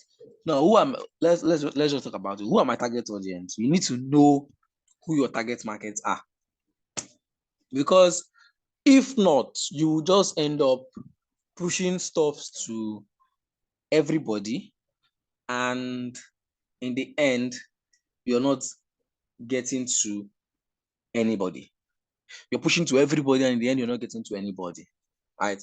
So you need to know who your target audience are. You need to know what are the agenda. You need to know what are their interests. You need to know where they live, within their geographical location. You need to know what kind of content that they consume. You need to know the days and time of the day that they want to consume that particular kind of content. And that is where you need to draft a buyer persona or a target audience portrait. Depends, right? You need to know it. You need to have it. Virtually every business has their target audience. No matter what business you do, no matter what you sell, no matter what services that you render, there is a particular set of audience that you want to get to. You don't want to reach to everybody because your business is not for everybody. You are not Buhari. It was President Buhari that was for everybody and to nobody, right? Now you are a business that needs to serve a certain audience. You know that, like I mentioned, maybe you sell female stuff. You know that your audience are females, so you need to focus more on females. You need to know that you know that difference. So you're not putting your energy on doing stuff for men. You're putting out stuff for females. You're putting out content that females will likely enjoy. You're writing things that females will likely have an alignment with. You're putting out adverts, you're targeting females. Whatever you're doing is females. Your website is, let's say you have a website, your website is built to be able to accommodate just females, because you know that your target audience are mainly females. Men will, of course, definitely a very small portion of males might also interact with your brand or your business, but then you know that, okay, yes, that is normal, it can happen, but you know that the most people you are attracting are females. Your website, you're building it to attract mainly females. If they come to your website, it looks feminine in nature. Maybe you have feminine colors, because we know women like bright colors. You have maybe feminine bright colors on your website. You have certain things that appeal more to females because you know your brand is more females, right? And this can only happen where you know your target audience, you know that this is the people you're pursuing. Now, there are certain brands that you are targeting both male and females, but even in the male and females, there are certain people in that bracket or that audience that you're targeting. It might be the age range, right? You might be someone that your target market, your audience age range are between 20 years to 35 years old. You don't want to be doing things that are way above that. You don't want to be putting in marketing efforts that are for people that are 40 years and above. You will end up wasting a lot of effort, right? There are people that maybe your own target audience are even from 35 years up, 35 years to, let's say, 50, 55, or 60. You know that these are your target audience. So you know the content you want to be putting out, the stuff you want to put out are for people who are within this age range. You don't want to be putting out stuff for people that are not within that age range. You don't want to target those people. You don't want to put your communications to people that are above that age range, because you'll be wasting a lot of time. It might be from their interests. What do they like? What do the target audience like? What do they enjoy doing? Where are the best places that you can find them? All of these questions are very necessary. What devices do they use? Where do they live? Their location. Location also varies. Location also determines your target market, right? People who are in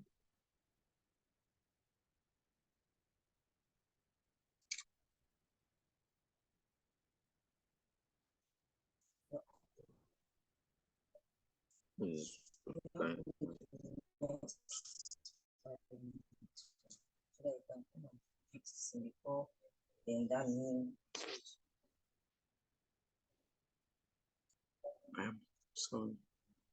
I'm still online. I don't know why.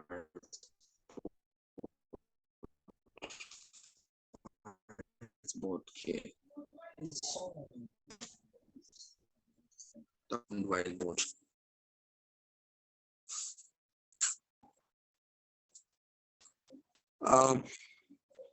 Please, can you still hear me?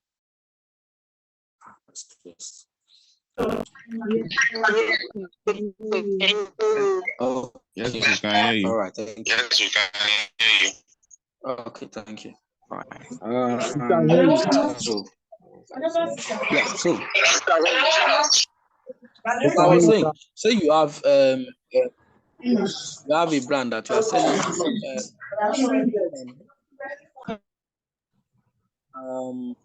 male and female maybe you have male and female that are going to patronize you, right? You want to know, okay, these people are patronizing me now. What age range? Okay, now another thing now might be, where do they live? It might also determine, because people in the West do not interact the way people in the North interact. People in the East also interact with a brand or your business. So you want to have all of these things, all of these ideas. You want to know the geographic location of your target market, right? Geographic location also of your target market is also determined by can also be determined by where your own business is also, so that maybe you can be able to service these customers, right? You might be, so you can be able to reach out to them, you might be able to, or you don't have problem with service to these people.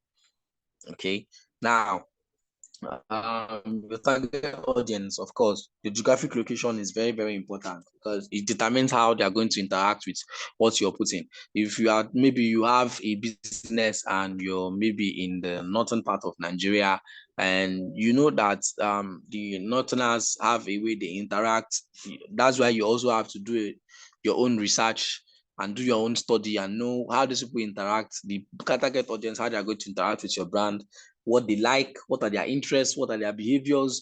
Those are going to determine you knowing who your target audience are and knowing the things that you want to be pushing out to these target markets, right? It's very important.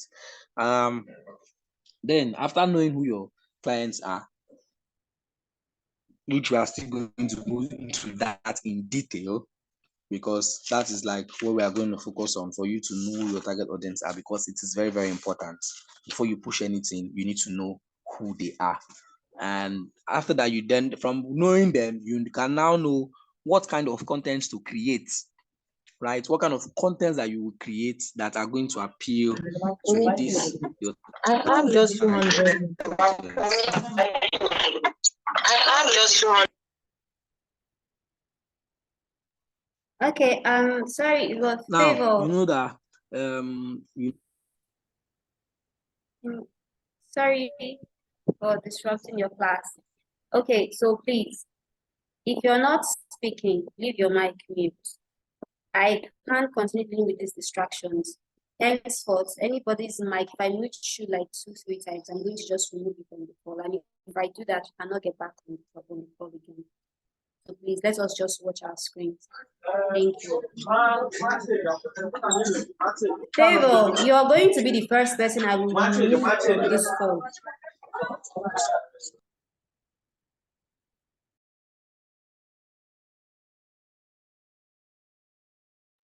Please go ahead. Sorry for that. Okay. So, knowing your target audience will now determine what kind of content that you need to create that can be able to reach this kind of people. We're also going to talk more on that later on. And then you now need to also know how to promote, right? That's the last thing, how to promote, right? Where do you want to promote? How do you want to promote? How do you want to push or drive to be able to get your target audience to reach out to you? So these questions are very important. I'm going to run through them again. The first one is, who am I? When you want to market online, first question, who am I as a business as a brand? What are my brands, or what is my business mission? What is my business vision? What are my business values that they offer, that my business offers? These are very important. Like, what's the goal of my business? The next one is, what do I offer? What are your product or services? Do you have a unique selling point that is different from your competitors that makes you stand out, or you want to do the same thing that everybody are doing and you just be a small piece in the puzzle, right? Because especially if you're coming to a market where they're already doing what you're doing, you don't have a unique selling proposition, you don't have a strategy that you're implementing that will make you disrupt the market, you will just be there as well. The next one is, where am I? Like, you're now coming to the market, analysis of your market and your niche, where you are at that particular point in time. I think when we come back, we're going to break down to all of this a little bit more. The tools your competitors are using, how your competitors communicate with their audience. You need to know all of this stuff. The next is, why go online? I've talked about the first three. Who am I? What do I offer? Where am I? Why go online? Why am I coming online? Am I coming online to drive engagement? Am I coming online to push more sales? Do I have key points indicators, KPIs I want to focus on? What are the things I want to focus on while on driving my online sales on various platforms? What things I want to focus on this platform? What am I hoping to achieve on this platform? What am I looking at my key points that I want to be able to achieve, right? Next one is, who are your clients? Where I'm talking about you doing a buyer persona to be able to know who the right audience are, know where they locate, where their location, their age range, their gender, their devices, the kind of devices they use, their interests, their behaviors. You need to know all of this. Next is, what contents to create, because of course, when you know who your target audience are and who your clients are, you will know what kind of content that you want to push out to them. And then the last one is how to promote. You will now know how to promote your contents, how to promote your services to these people, because you have identified who they are, you have identified what you are and who you are as well. You identified who they are, you know what they like and what they don't like, you know where they dwell. So you need to also know how to promote to them. What platforms do you want to use to be able to reach out to them?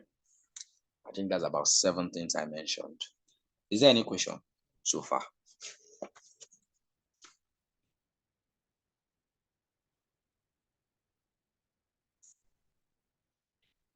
Any question?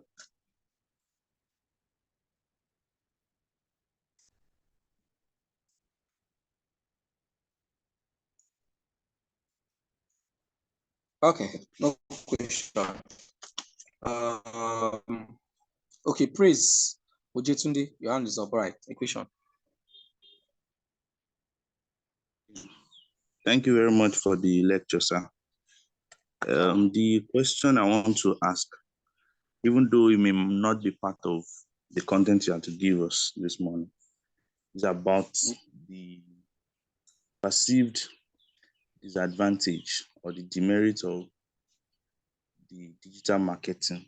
At least I know that whatever has a disadvantage, whatever has an advantage, will surely have a disadvantage. So you can just spell out one or two, so that while we get on board using it, we can also be very careful about it, so that it doesn't mix everything up.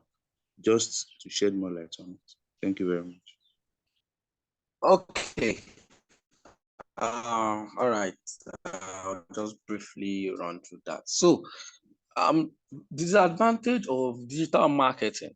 I think one of it I'm going to say is going to be having to deal with being banned from platforms for offenses that sometimes might be out of your control.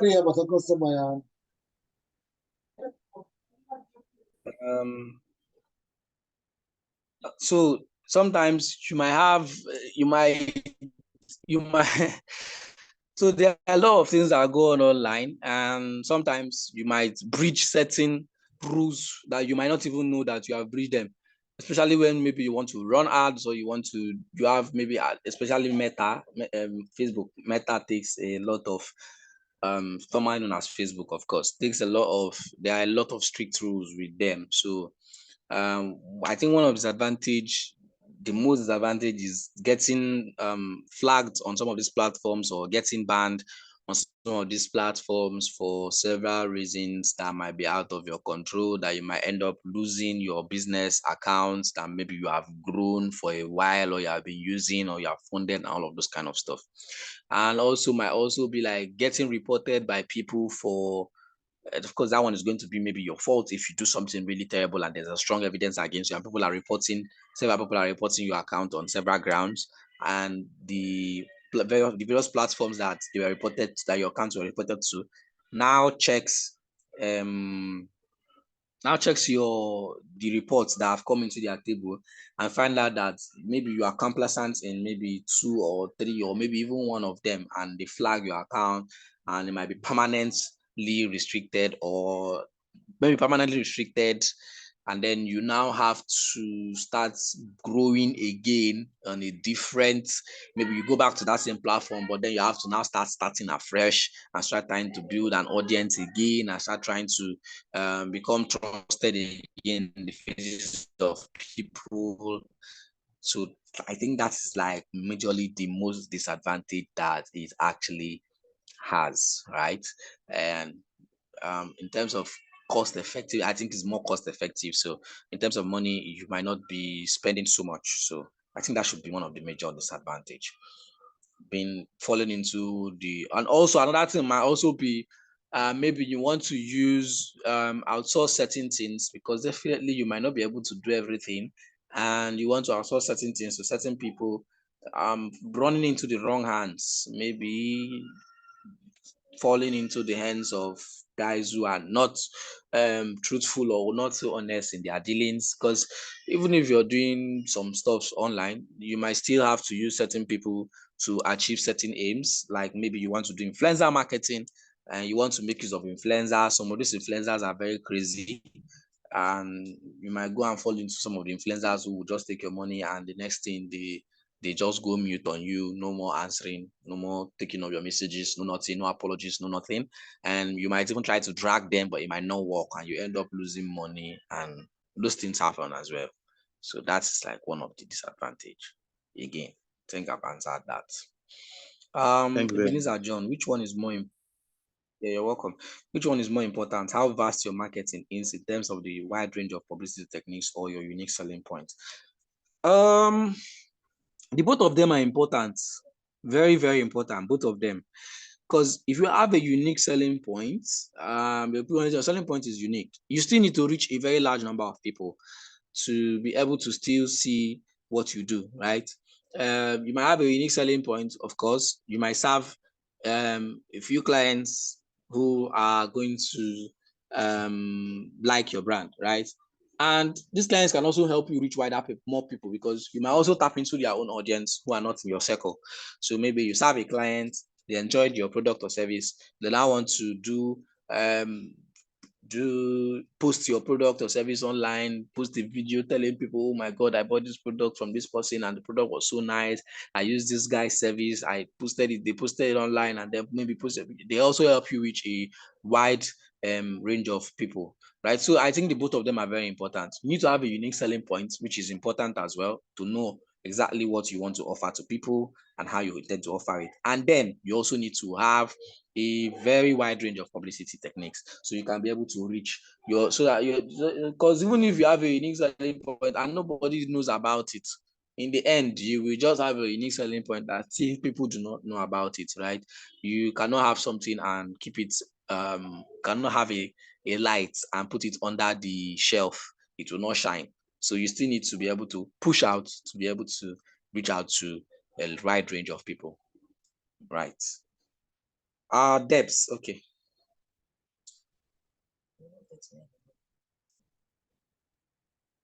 All right, good afternoon.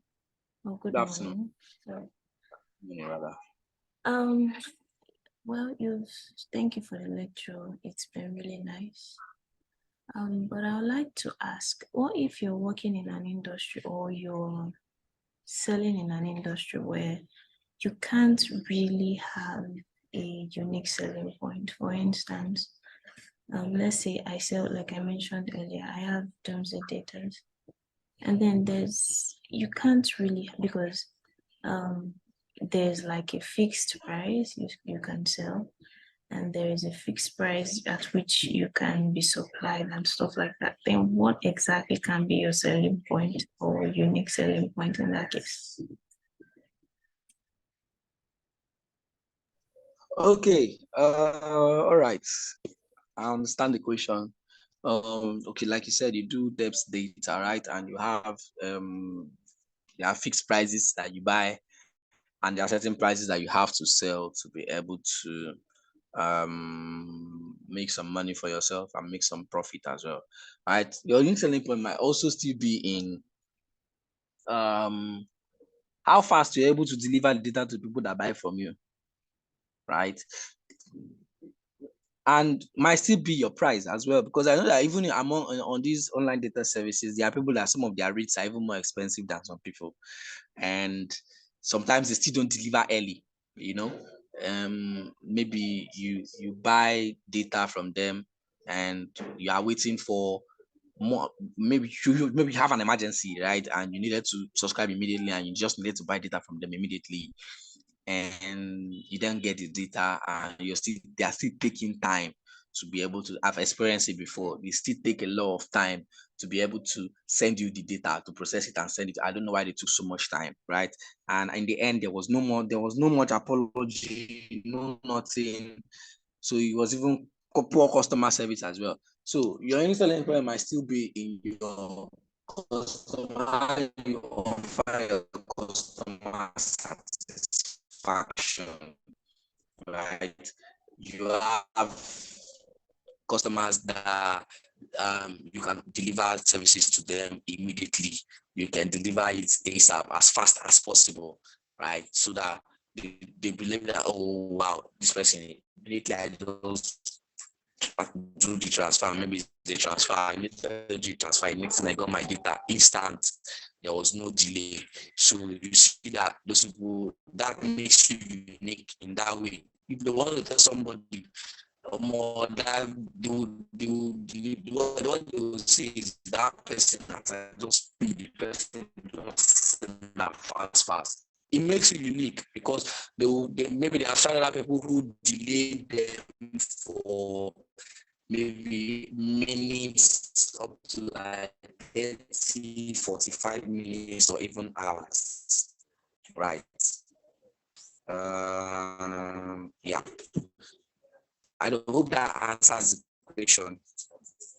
Yeah, customer service as well, how you treat and interact with your customers. It also can make you unique. It can also be your own unique selling point as a whole. Because some people have very poor customer service. Very, very poor customer service. Very poor ways to interact with their client. They might be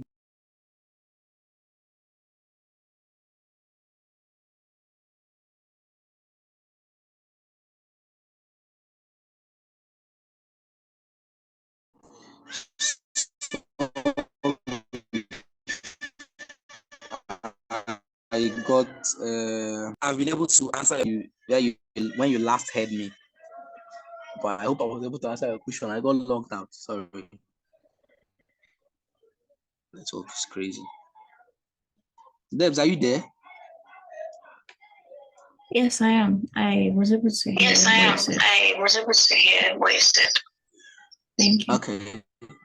Was it okay? Thank you. All right. Okay.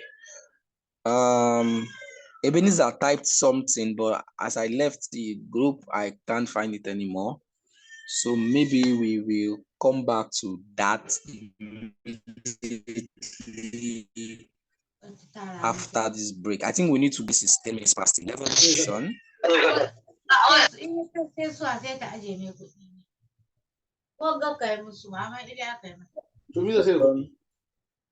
I think we need to go on a break for the next this is 11:10 for the next 30 minutes, right? Yeah, let's go on a break for the next 30 minutes, and then we'll come back and we'll deal with other things going forward.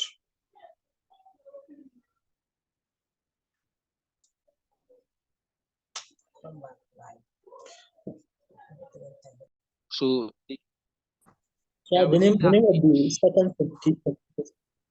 niche competitors, niche, NICHE, niche. Okay. Yeah, those are the second competitors. They are not direct. They don't do exactly the same business. They don't do exactly the same business that you do. They don't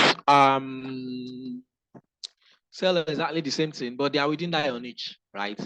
They are within the same niche. So I've just given an example of that beverage niche. Another example in the beverage niche can be, say you don't drink Pepsi, you don't drink Coke, you don't also want to drink like Nutri-Milk, who are also beverages. You can decide to take something like Nescafe is a beverage, Bonvita, they are in the same niche, right? And then we then have the last one, which are substitute products. Now, substitute products are those ones that they can substitute them for your product. For instance, still in that niche, the beverages. If I don't decide, if I say, okay, I don't want to take tea, I don't want to take um Coke and Pepsi, I don't want to take any of those, I can decide to substitute them by taking something different that will still cool me or give me that same cooling effect. So I might decide to take water. Water can be a substitute product here now, right? Now let's leave that food part. Let's come down to, let's say, the banks now, right?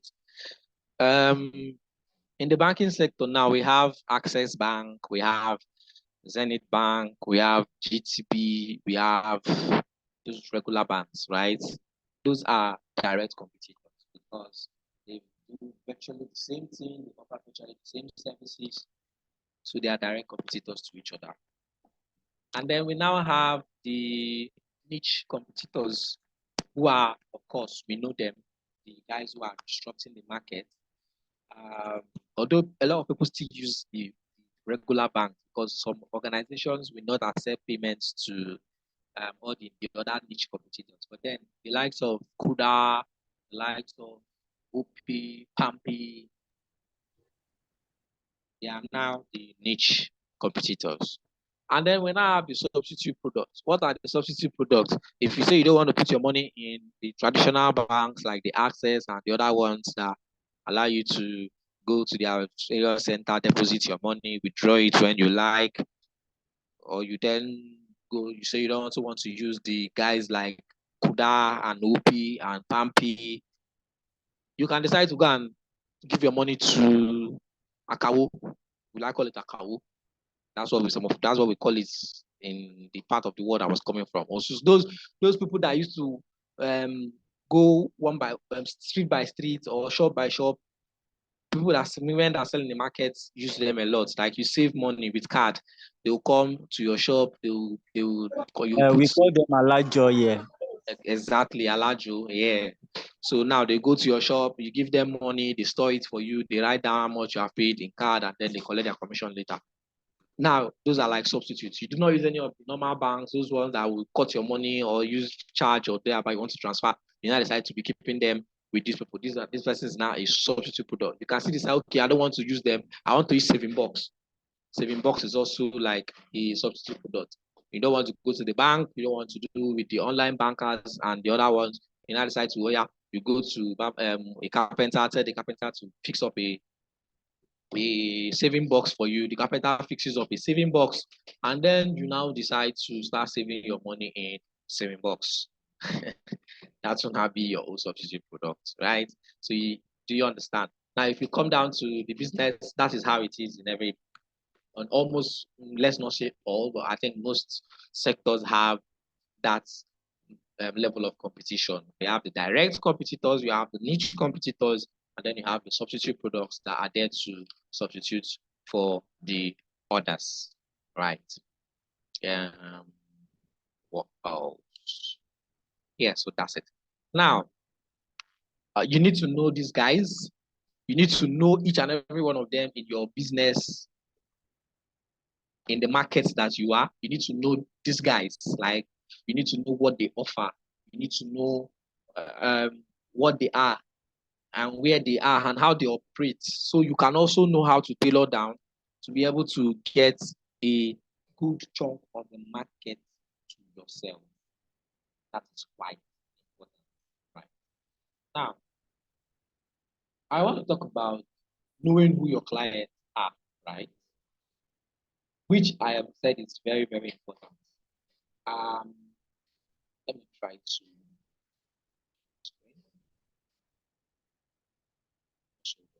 So I said we need to do a buyer persona. It's very important that you know what a buyer persona is because it helps you understand your target audience. It gives you an imaginary portrait of who your clients are and how best you can be able to tailor down your marketing efforts to solve their problem. That is how important it is. So you now have an imaginary portrait or imaginary picture of who your target market are and how best you can be able to reach out to them. So I'm trying to open one so we can do an analysis of it. Yeah.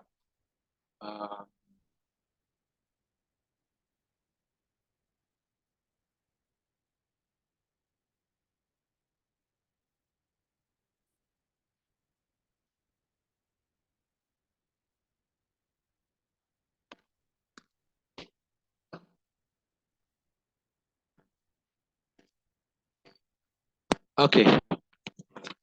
Confirm you can see my screen, please. Yeah. Yes, I can. Okay. Yes, I can see your screen. All right. So this is an example of a buyer persona that was created. I think this is that of a Google. This is Google. This was a Google course for a persona for a project, right? Now, if we read this without even knowing what or looking at the business itself, or the business outrightly stating that this is the problem we solve, you can identify who this business is trying to meet their needs. Now, in drafting that persona, of course, my internet connection is unstable. Sorry. I spoke about this earlier, right? So know your target audience. It involves you doing the buyer persona, which is having an imaginary portrait of who your audience or your target audience are. Now, doing an imaginary portrait means I have a service that I used to render, and I want to now do a portrait of the kind of people that my research will tell me that these are the kind of people that are inclined to buy my product. But these are the kind of people that will likely want to patronize my brand and my service. Now, there are various ways to do this, right? Various ways. But I'm going to show you this one. You need to know, first of all, the this information, being this one's here, you can see where my mouse is. The demographics, right? The age range of your target market or your target audience. You might decide to choose a single age. You might decide to do an age range between 19. Say these people say 19, right? This is like this is for like a single target market or target audience. You can decide to say, okay, 19 to 20 or 19 to 30 years old, 19 to 35 years old, or you just pick one age range, right? 19. You now know their education level. These things are important. This helps you know, okay, what kind of things am I going to tailor down to be able to reach out to these people? You then know exactly their level of understanding. You now know how best your product can fit into their lives and what your product can be able to help them solve. Right? I think I have another one I'm also going to show you guys. This one is, I don't think this is complete. This is not complete actually. Now we have the hometown. Hometown is simply geographical location. Leave hometown. Better to just put location, right? Geographical location. Where are they based? Where is this your target audience or your imaginary market based? Lagos, Abuja, Kaduna, Kano, Anambra, Ebonyi, Enugu, Akwa Ibom, Port Harcourt. You need to know where their geographic location are. You need to know where they are based, right? That will also, I spoke about this earlier, and it should be included when you're also drafting personality. Now you must not, let me just take that here for now. You need to know where their location are, where they are staying, so you know who you're targeting and how best you're going to reach out to them. Right. Then you can also, of course, family. There might be single people. There might be those with families. You just need that information. It's also important, right? And then their occupation. This is a full-time student for this one. There are those that you might do. There might be,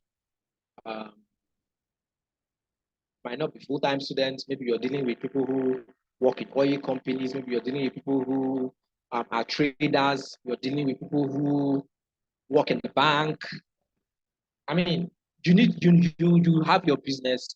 You're the best person that can do a research to determine the kind of people that will likely purchase from your brand or your business. Right. Now, let's just go to this one. You can see here that this person, they gave him a name, and he's called Jordan.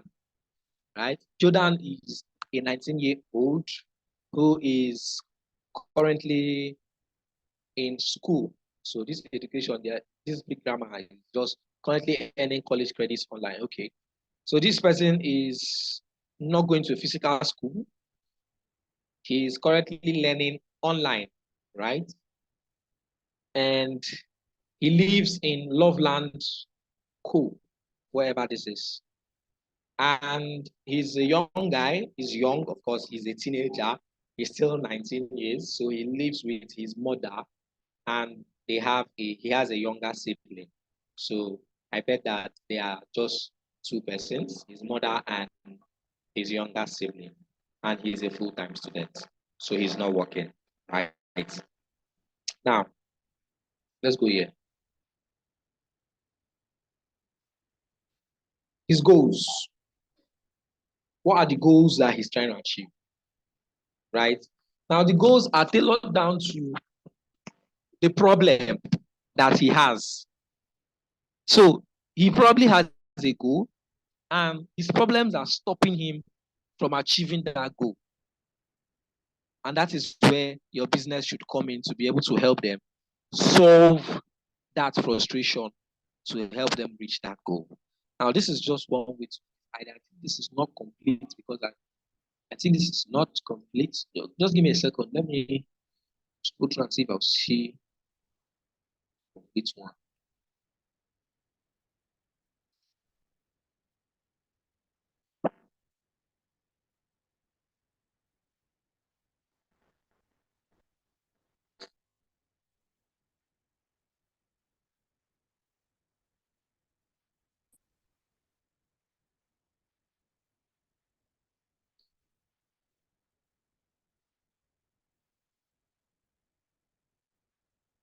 Okay, I'll just have to make do with this. Show you guys. So let's look at his goals, right? The goals he's trying to achieve. Now, he states here that one of the goals is to experience all the great food my new diverse community has to offer. One, to help raise my brother while my mother is at work, and time to focus on my studies. Now, you see, it comes up here to say, I love trying new types of foods instead of cooking it myself to better experience this new culture.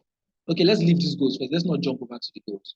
Let's go down here and read this first, and then we'll now decide if these goals and these frustrations match this. Jordan is a recent immigrant to the United States who is partially conversant in English. They are able to speak many phrases and read well when given adequate time to translate text. Jordan sometimes encounters difficulty at restaurants where staff tends to speak very quickly and limited translation options are available. Jordan wants to experience all new foods and experiences his new neighborhood has to offer. Now, from this short story or this short bio that has been given to you here, or storyline, you can see that it says that he's a recent immigrant to the United States. So it means Jordan and Jordan himself, because he doesn't state about his mother, the target is him and people and his within his age range. Jordan is a recent immigrant to the United States, which means he moved from another country that doesn't speak English to the United States of America, where English is predominantly spoken. And we know that those in the United States talk very fast, sometimes, most times. And if you're not so conversant in English, or you're coming from a country where English is not their first language or their lingua franca, you might find a lot of difficulties understanding them or hearing them, able to really assimilate what they're trying to say, right? And that is his problem, first of all. He says that he's not able to make many phrases and read well. Okay, he's able, they are, which means this particular target audience are able to speak many phrases and read well when given adequate time to translate text. So it means that he can speak, but he picks phrases, right? One. And he can also read in English, but you need to give him a lot of time. And we know as the world is a fast-paced moving world. Everybody is on the go, everybody's moving fast. Nobody has that time and that patience to give you time to start thinking of the words that you want to use to speak English, especially when you are not a stammerer. Even stammerers, so many people are impatient with them, except maybe their close pals and friends who have gotten used to them, right? So you see that nobody has that time to wait for him to start making phrases and start reading things and waiting for time. So you see, it then goes down to say that Jordan sometimes encounters difficulty at restaurants where staff tends to speak very quickly, and limited translation options are available. So it means one of his problems is that when he goes to a restaurant, from this, if I read from the top, where he says, I love trying new types of food instead of cooking it myself to better experience this new culture. He's a foodie. He loves food. And he wants to try new types of food in America. He is not used to American foods because he's migrating from a country that is not America, that doesn't speak English like Americans, and doesn't eat the kind of foods Americans eat. But he loves to try a new experience. He wants to try new kind of food. He wants to try American food and new culture, right? But one of his challenges is that he doesn't like cooking it by himself. It says here that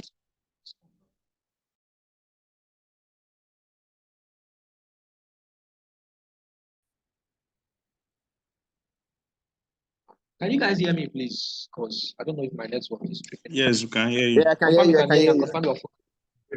Okay, are you understanding? Another thing, one thing is to hear me, another thing is to understand. Yes, it's clear enough. Okay.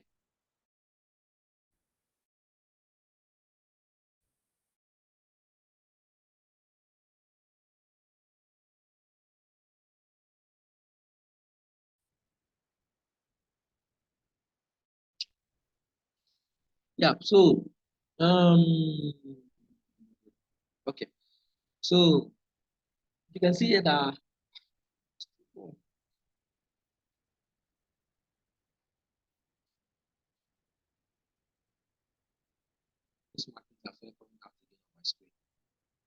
so you can see here that he says that he likes to try new foods, but he doesn't like to cook them by himself. So that is one thing. And now he likes, that means if he doesn't want to cook them by himself, he definitely has to get them from restaurants. And you can see if we go down, it says Jordan wants to experience all new foods and Jordan wants to experience all new foods and experiences his new neighborhood has to offer. Right. To experience all the great new food my diverse community has to offer, which is the new community is. Secondly, to help his mom raise his brother. Of course, you can see here that he has a younger sibling, while his mother is at work. You see how this is a detailed portrait or a detailed observation of this particular person, right? You see, to help raise my mother while my mother is at work, and time to focus on my studies. Those are his goals. He wants to experience the food. That is number one, first. He wants to experience the food his new diverse community has to offer. He wants to help his mother raise his brother while she's at work. And he also needs time to be able to focus on his studies because, of course, he's earning college credits online. Now, what are his frustrations? One, it's annoying when people won't take time to let me find the words to speak with them in English. Frustrated.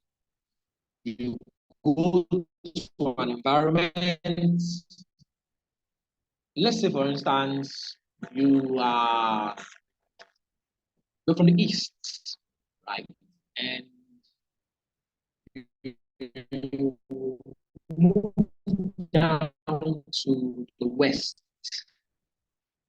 Then you move down to the very typical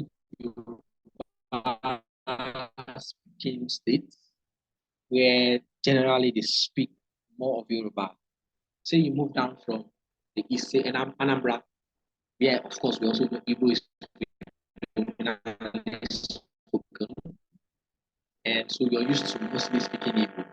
And moving down to another environment where you need to communicate with people for the first time you're meeting them, and you don't see so many people speaking so much English. Most of them are speaking Yoruba.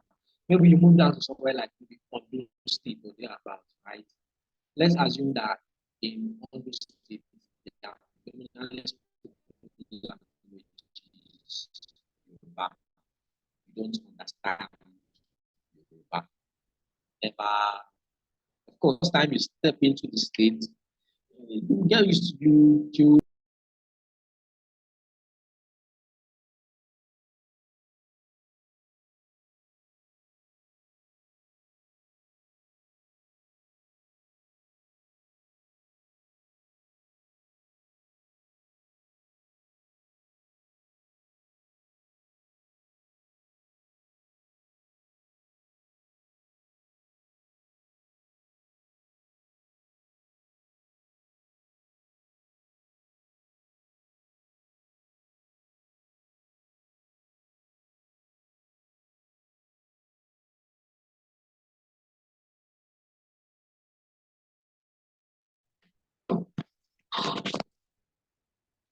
okay. I'm back. Of course, this is Nigeria. Nigeria will always prove to you that you are in Nigeria. So network knocks me out. I have to come back again and share my screen. So I will just quickly do that.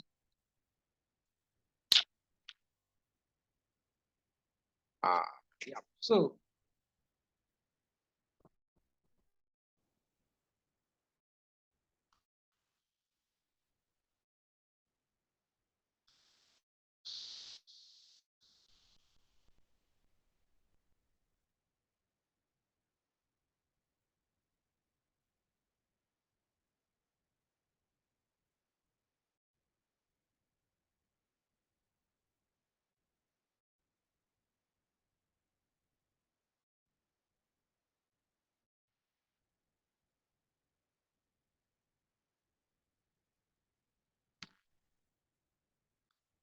Okay, let's go on. I think you can see my screen.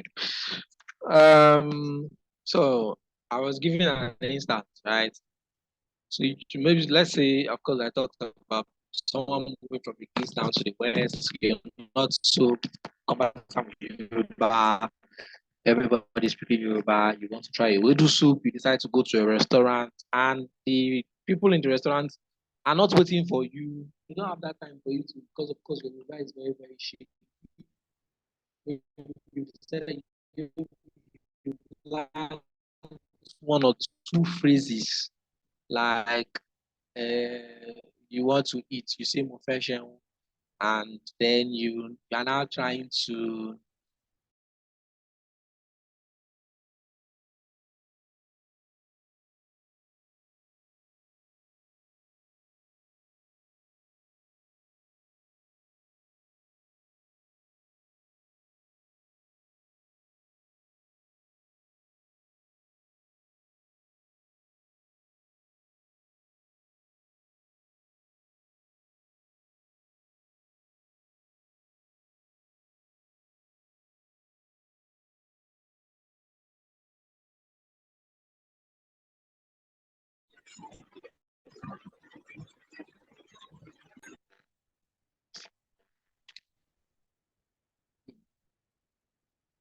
right. I'm sorry for one and all.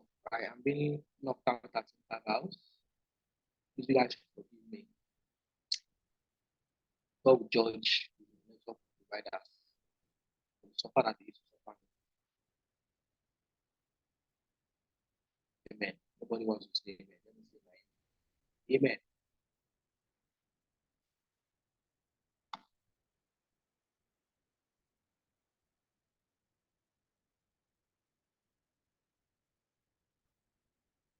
Yeah, yeah. I hope this continues. So another of his frustration is that lack of translation help. Lack of translation help is sometimes overwhelming or requires too much time for me. Hope you guys can hear me and see my screen again. Biko. Let me know.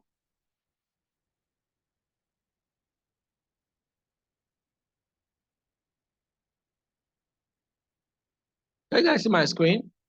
Just chat, just put it in the comments in the chat box, please. Yes. No, this is old message.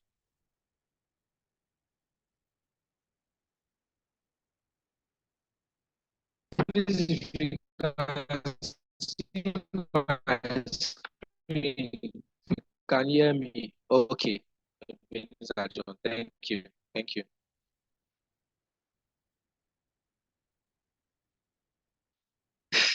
Pascal, is there any other app we can recommend for subsequent classes? At least the one that can accept poor network and still function. My brother, there is no app that can actually accept poor network, you know. None of them will actually accept it. They are all built to accommodate you for a meeting. Zoom is even a bit more reliable compared to Google Meet. If you use Google Meet, the way it will dump you out of the call, and before you rejoin, at least Zoom, once it dumps you out, you can rejoin immediately. Google Meet, once you dump out, you will take some seconds, a few minutes before you can even join in again, because it will start loading, especially when the network is low. So yeah, let's just manage what we have. Yeah, so it says here that lack of translation is sometimes overwhelming or requires too much time from him. So that is one of his frustrations, right? And from this persona, yeah, you can tell that this brand, normally if you go down, I think this is not complete, like I said, I think it's supposed to be a scroll down. If you go down, you're supposed to see where the brand can come in to solve this guy's problem, right? Now you're supposed to see where the brand can come in to solve his problem and say, okay, this is where we can solve the problem. But this is just stated the problem and his goals and his frustrations, but they're not showing us how their product can help to solve his frustration.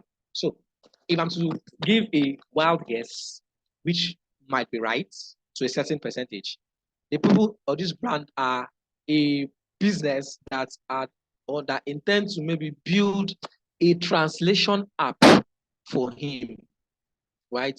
Something that he can quickly maybe speak into the app and just give it to um, the waiter at the restaurant, and they immediately hear what he wants and they move and get it to him immediately, right?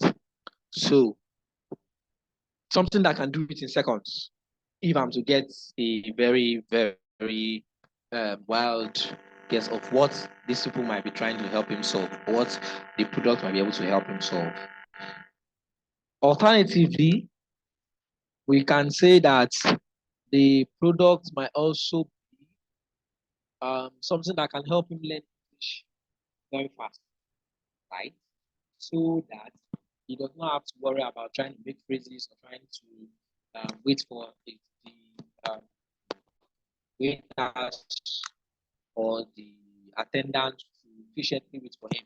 So he can quickly say what he wants. So he'll be able to maybe learn English faster than regular. Just about guess, right? But I just want you to have an idea of what it should look like when you're creating a persona for your business, right? This is for your target market. Know who you're targeting, how best you're so yeah, I'm going to show you.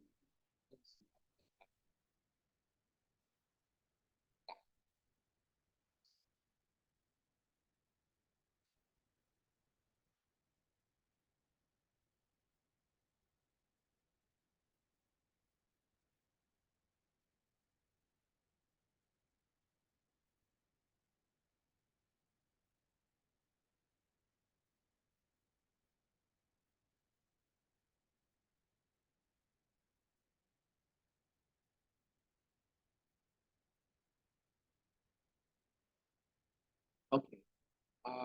Now let's look at this one.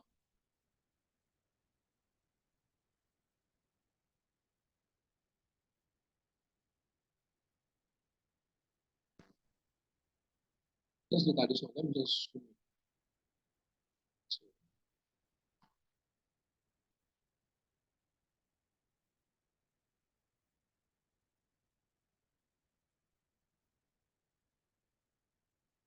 Now, this one is quite different, but is similarly the same thing. You can see what they call this person, advocacy and so this one is like kind of switching up the personal thing, right? Or user persona for their business. You see, they call this one advocate role, natural born leader, age between 18 to 35, personality, social, and outgoing, right? Then I'm going to just show you what key identifiers. Now, this one now what they call key identifiers. Now, the key identifiers will include their interest, which I talked about, that you're supposed to know what they are interested in. You know their behavior, how do they behave, especially in the online space. Where do they visit? Where do they hang out? How do they consume their content, right? How do they consume what they see online? Their interests, what are they interested in? What do they like to do? What do they want to be doing with that online, especially their online, what do they like doing? What are they interested in, right? So you see that this is what the key identifiers cover, which of course is supposed to be there as well. You're supposed to know. In some cases, in most cases, you might have to separate it from you break it down, you have interest, you have the behaviors separately, right? But let's just use these ones, these examples that I can find online. Now you can see identify as well, passionate about the cause, right? Enjoys networking, tech savvy and owns a smartphone, plays app games. Now you can see eager to learn about politics. So you can see here that they have been able to identify some key factors or key variables about this their target market, and they named him Advocacy Andy. So he's passionate about the cause. So he's interested. That's one of his interests. He enjoys networking, his behavior. He's tech savvy and owns a smartphone. Right, that is like normal. So that's also there. He plays app games, right? This is playing an app game. That means it's also his behavior and also an interest. He's interested in app games, and one of his behaviors that he plays it. And then he's eager to learn about politics and interest. He's interested about politics, right? Now, background. Andy is a young, motivated individual that wants to lead positive change in the world. He's frustrated with the system and wants to take action into his own hands, even though he may not know where to start. Now, you can see this background, right? You can see that he's a motivated person. He wants to lead positive change in the world. He's frustrated with the system. Many people are frustrated with the system in Nigeria today, and we can say that we have some people like that, like Andy, right? They are young, they are motivated, they want positive change, and they are tired of the system, the corrupt system, the recycling system. They want to take action into their hands, but they cannot do it alone, and they don't know where to start. And that's his background. And then you see his goals. One, he wants to make a positive difference in the world. So he's looking to connect with like-minded individuals, which validates this that he enjoys networking. Of course, it's one of his goals. One, he knows he wants to make positive change in the world, firstly. Secondly, he knows he wants to take action to his hands, and he knows he cannot do it alone. So he's looking to connect with people who are like-minded, that also want a positive change in the world, or want to make a positive difference, to be able to connect with them. That's one of the goals. Now, what are his challenges? One, he has trouble getting organized. He doesn't know who to contact to elicit real change. So one of the things that he has trouble getting organized. He's not a very organized person, per se. And then secondly, he doesn't know who to contact to elicit real change. So he wants to make a change. He wants to push for a change in the country. Say Nigeria. We have a young man, or we have several young people within this age bracket. Give them a name. We use one portrait. You know, when they say in science, when you do a sample size in research, right? They call it sample size, where you cast blood and you use a certain number to be able to know the behavior and characteristics of the large group. Say you want to,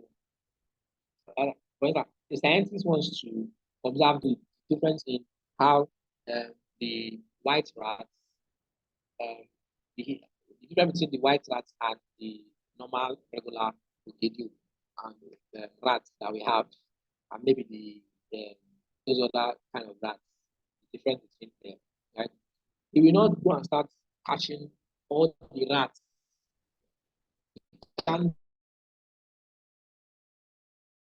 a sample of one or two and use that to do the research, and then use it to now know the behavior of how these rats behave in their animal. Now let's come down to human beings, right? Let's come down to the business, in business world. You have a business, you cater to a large number of people. It is very, very possible that in this large number of people, there are people that have similar characteristics and similar behaviors that always purchase from them. So you don't go about taking everybody or everybody in your business, right? You can just take a few interactions from take a few from just maybe one or two or three persons, or even just one person. So that is what is happening here. There is one person that has the characteristics of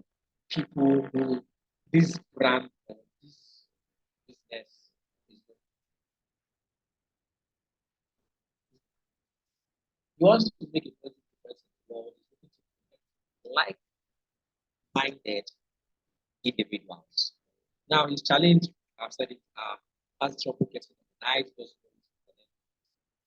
Now, you see this person now said, how we help. So how their solution is going to help. One, provide a platform where Andy can create a group and easily assign tasks, such as online petitions. We know that people who are advocating for good rules, good governance, and all of that, this is one of their attributes. They know how to push out a lot of online petitions for people to sign, and they look for people who are like-minded to sign these petitions.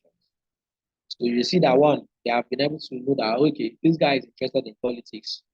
He's eager to learn about politics. For his own politics, he wants to make a real change. He wants to make a positive difference in the world.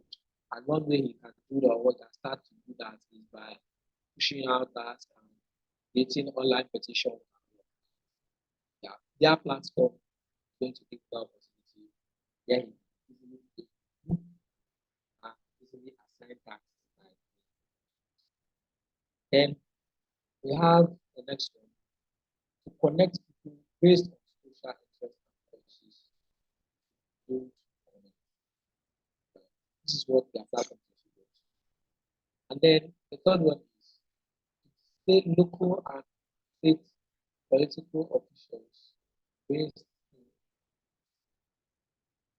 right? So to display local and state political officials based on smartphone geolocation for ease of contact.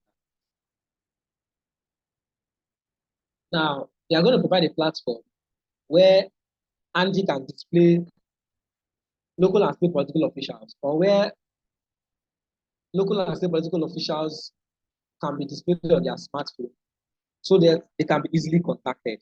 Now, you know that most times, they can't hear me. Can you hear me now?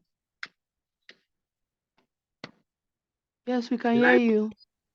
Okay. Yes, All right. yes, we can hear you. Yes, We can we hear can you. hear you now. Okay. We can hear you. Now, you see, you know that political officials, local, state, federal, anywhere, they are quite difficult to locate. They are quite difficult to see by the ordinary man. So you see that this platform now, knowing that Andy needs this particular kind of solution to be able to drive his course, saying that they will display, they will have a platform where they will display both local and state political officials based on smartphone geolocation so that they can be easily contacted. Now, this is a very simple one, right? And you can see how they clearly stated that identify about him and as a person from his background, and then the goals he's looking to achieve, the challenges that are stopping him or hindering him from achieving those goals, and then now how their platform is going to help him achieve those goals. So this platform is going to help him break down these challenges to be able to achieve these set down goals that he has put for himself. Let me look for that. I want to show us like 3 different so we can have a clear understanding. Maybe this one might be a bit far.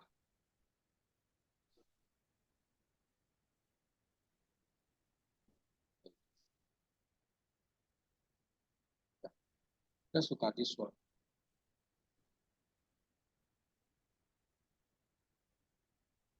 Now, this one is. Sir, we cannot hear you well. Okay. This one is called Working Mom Wendy. Working Mom Wendy. I'll rush through this one, right? It's already 12:38. The role, health decision maker, age bracket 30 to 50, family, she has kids under 18 years, and of course, they are right. They are quite right. I mean, if she gets married at say the age of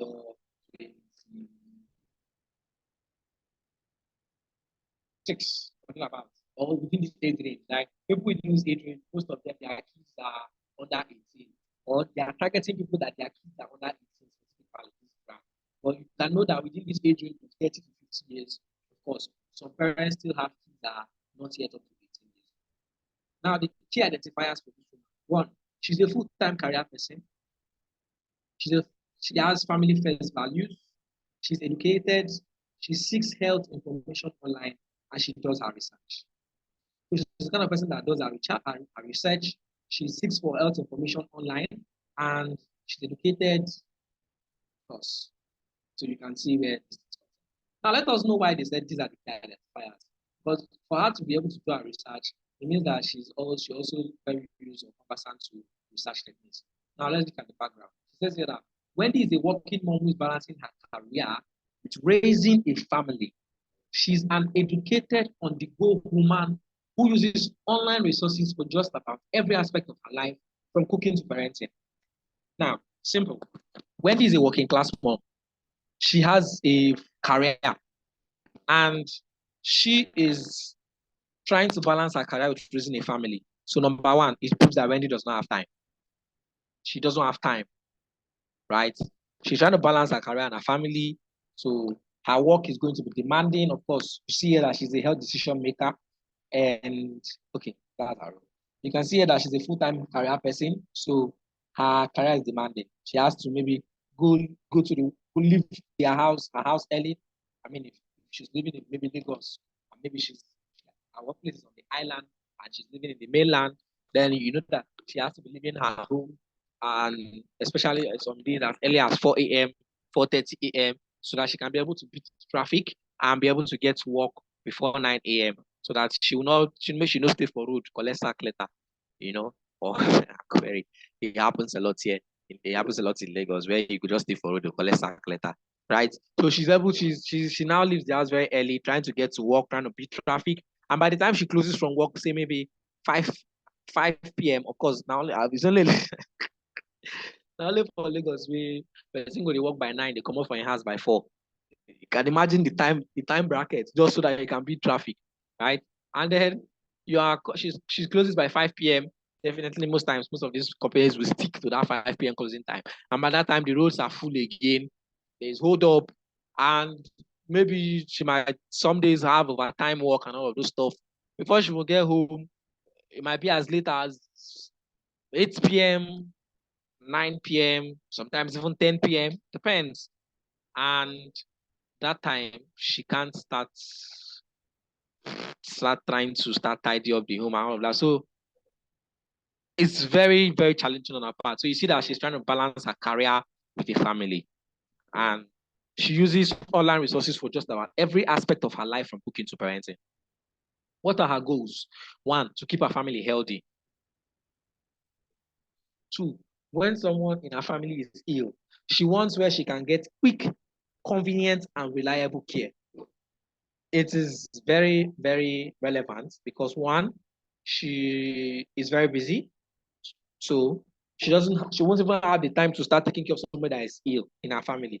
So she needs somewhere that when someone in her family is ill, she wants where she can get quick, convenient, and reliable care, where she can walk in, they give her quick service, the service is convenient and is still reliable. Now, what are her challenges? 1, as her children grow older, she doesn't necessarily have a dedicated primary care physician.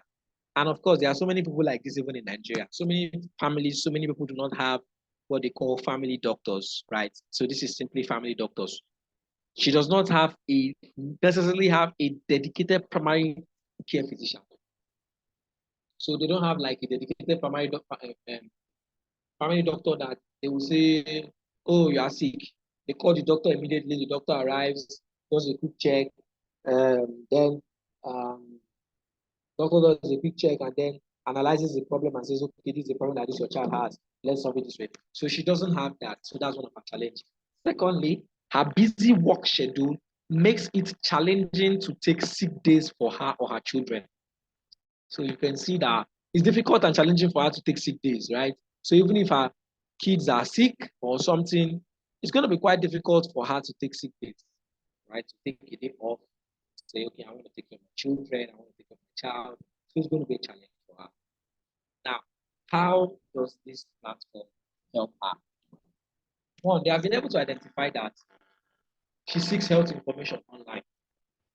Two, they have also identified that she does her research, right? And they've also identified that she's very busy. One is they provide online scheduling and same day appointments for quick service. It means she can book an appointment, schedule an appointment online. She will get the appointment that same day and she will go there and get the service. Now, you know how the healthcare system in Nigeria is.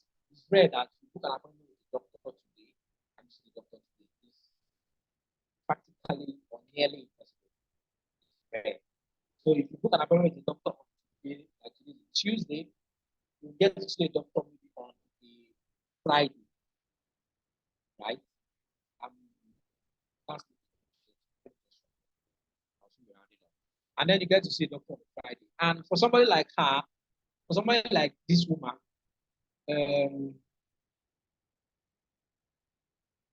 please, who is not seeing this person now? I'm saying a working mom, Wendy. Don't tell me you guys have not been saying this.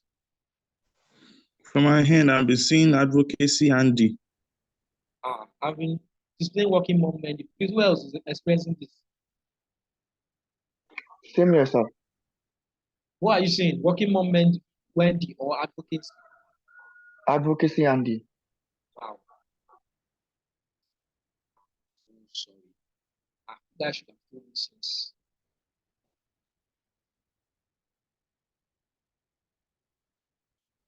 Okay.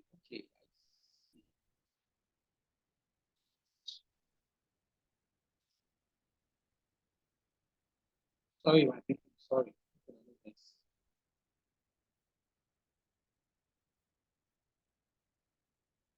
I did not know. What my mind is that you guys were seeing working on men. Wow. All right. I'm sure you can see now. You can see her now. Yes, sir. Yes, sir. Yeah. Thank you for voicing that out. Thank you.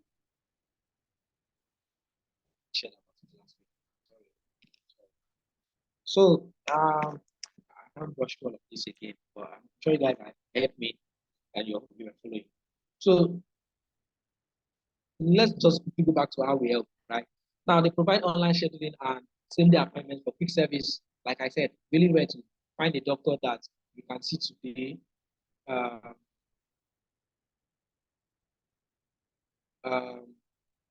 Same day appointment for quick service, online scheduling, and all of that, right? Two, it makes care accessible.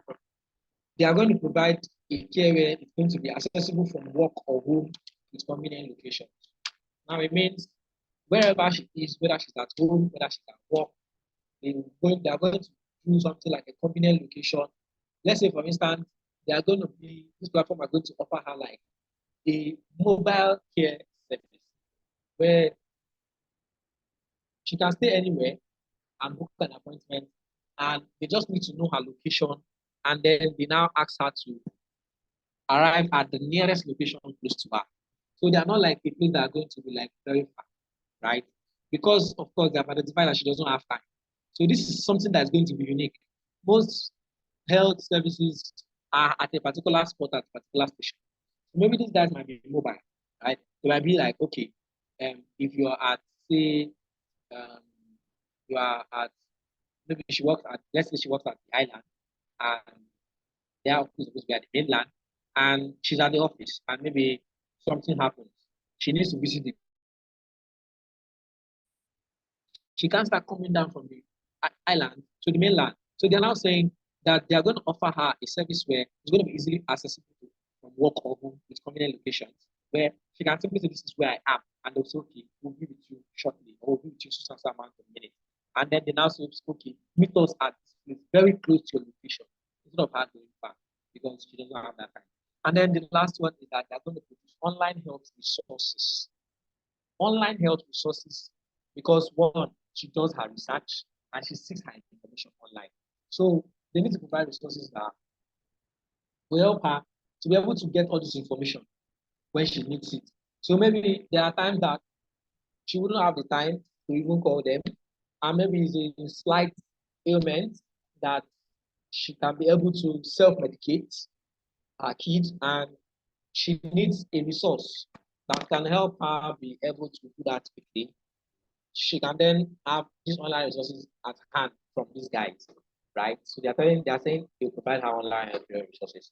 It can also be maybe resources that talk about maybe certain symptoms of certain things that her children are experiencing that she doesn't know what they are.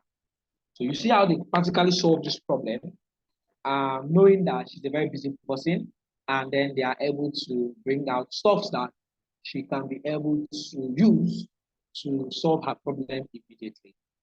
I just saw a question.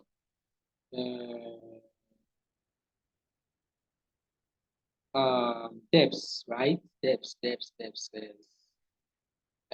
If you don't mind, help collect the dots from this person and digital marketing, what we can gain from them. Also, what exactly are we to gain from this person? How does it help us in digital marketing? Yeah, okay, someone else answer that. So let me just break that down. So creating a persona, first of all, I've said this year, and I'm saying it again. You need to know who you're targeting in the market. You need to know exactly what their problems are, so that you don't just go and you are running and you're all over the place and solving nobody's problem in particular, right? You need to know these persons, what are their pain points, what are their frustrations, what are the challenges that they have, what are the goals that they have set that they're supposed to achieve, but these challenges are not letting them achieve those goals. And then my product or service is out here to help them achieve those goals or those services, to help them solve those challenges, right? And definitely, like I said, everybody is not your customer. Everybody is not supposed to be your potential client. You can see how they broke this down. So here they are trying to tell you that these are the people that they are targeting on their digital marketing strategies. These are the kind of people they want to target. These are the kind of people they are going to tailor down their content to. Now that is where it works. That is where it comes in, because it is there to help you know who exactly your target markets are. You have an imaginary portrait of who these persons are. An imaginary portrait of, okay, these are the people that I'm supposed to service. This is what they look like. These are their challenges. These are their fears. These are what I've been able to identify that can help them. This is their demography. They live in so and so location. They are interested in so and so thing. They love this. They love that. These are their hobbies. These are what they don't like. These are where they spend their time online. Right? That is like a research of doing it. And when you do that research, you then create this persona. It helps you keep track. It helps you go back for reference to know who exactly you're targeting and who exactly your target audience are, right? So that is where it comes in. So you don't just go about throwing content all over the place and not reaching anybody. If you look at how they tailored this down, they tailored it down to be very specific to the kind of persons that they want to target. So they are not putting out stuff for people that prefer to visit any hospital at all. They're not putting out stuff for people that, or they are not targeting people that have so much time on their hands, right? Their target now are mostly people that have limited time, that have a career, and they are also trying to balance it with raising up their families. And then they are also prioritizing their family's health. They are prioritizing their family's health, their children's health, their children's well-being, and while trying to also balance their job so they don't lose their job and lose their careers as well. So they need a particular platform or a spot where they can strike this balance without one suffering over the other. But definitely, if they want to focus on their family, the job might suffer, right? If they want to also focus on their job, family will suffer. So they need something that will alleviate that pain of that challenge of having one take the fall. So these guys are out to help them solve that problem. Right. So you understand. Right. That's any other question? But I showed you guys one other one. Then we are already behind time. So, if you have any question? Just ask. Any questions from anybody? You understand the clarifications? All right, please. Yeah, thank you very much for the lecture so far, sir. My question is just about this personnel we are creating. I could see that the age, you told us that it could be a single age or a range. Now, coming to the personalities, that is the key identifiers of these people. For example, the business that I do concern the local people providing construction materials, civil servants or lower income earners, and then people like that. So I'm just trying to ask that, is there a way to put these people together? Because I can't focus on just one person. Or for the purpose of this personnel, should I just focus on one person? Why just considering the age range that is covering all of them? I don't know whether you get it, sir. I get your points. Yeah, I get it very well. I get this question a lot too. Yeah. So the thing is, you can create more than one personnel, right? I've seen people that have about 3, 4, 5 buyer personas for their brand because they cater to more than one set of people, right? So they do a buyer persona for these different brands and these different categories of people and classify them according to their own specific pain points, according to their own level of education, according to their own range, and put them together, right? So that you have a picture of, okay, if I'm pushing for these people, these are the type of thing I want to do for this particular set of people. If I'm pushing for these people today, if I'm targeting, or if I'm putting out, maybe you say you want to put out content for this other audience, these are what their own is going to look like. If I put out for this other audience, these are what their own is going to look like. They are still going to be intertwined to your business, right? But at this point in time now, you're more specific to the particular audience that you're targeting. If it is this part or that part. So you can do more than one. You can do as many as you have or you feel like, right? Does that answer the question, Chris? Yes, sir, you have. Thank you very much. All right. Sarah Moses says, is content creation part of digital marketing? How can I be a content creator or learn how to create content? By content creator, general idea about content creators are those guys who have a ring light, a chair, a table, and then they are able to just teach you what they know. Do we classify that to digital marketing? Is one aspect of it. Right? Because we create content, right? We write content. Hello, sir. Hello. Hello, sir. Okay, I can hear you. Okay. Sir, please, you didn't answer my question. I asked the question, sir. Sarah Moses, right? Yes, sir. Yeah, I'm on your question now. I'm actually on it. That's what I'm trying to answer. The one you put on the chat, right? Content creation. So I'm saying, right? I'm saying that content creation is part of digital marketing. That is it. It's clear. It's part of digital marketing because we create content, right?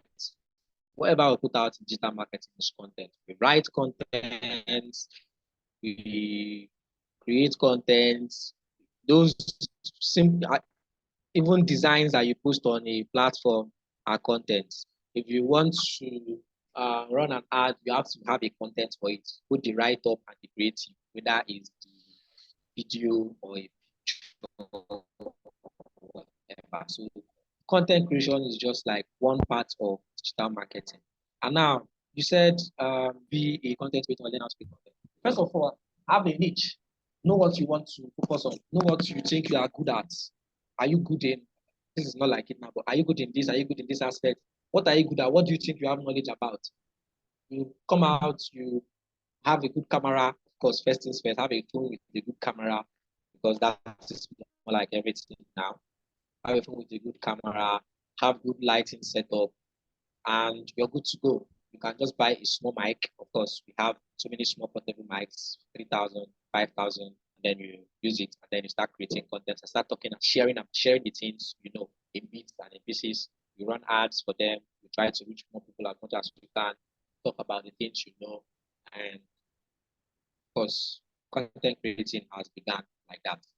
How can one target to create buyer persona in marketing like a real estate? It's your market, so you need to know um, um, what attendance link is coming. Please just hold on. I'll soon be done. So this should be the last question. And then, please, this is the assignment. You guys are going to take the assignment. So, create a buyer persona for business. Whatever business you're doing, or if you don't have a business, think of a business that you think you can solve, and then create a buyer persona for that, right? Target audience for a buyer persona in a real estate market. Of course, a real estate, if you're doing real estate, you know the people with the purchasing power. You know the people, you have to also take consideration of that purchasing power. Who has the money to be able to buy what you're selling? Now, the people that have the money to buy what you're selling, where are they located? What is their age range? What kind of jobs do they do? What is going to make them want to buy a real estate, whether a house or a land? These are things that you need to know. And then you put them together and use them to write buyer persona. I'm going to send these samples to the programs manager. I think you guys have a group. She'll send it to the group chat, and you guys can do the buyer persona. Now, the assignment, of course, I just said it is create a buyer persona for a business. Either your own business if you have a business, or if you don't have a business, think of a business and create a buyer persona. Use a Google Doc. Use a Google Doc. Don't do it like this. Them down, right? Be creative. I'm also going to send one of the link of one of my students. I think she did one very impressive one that I liked, and she did on Google Doc.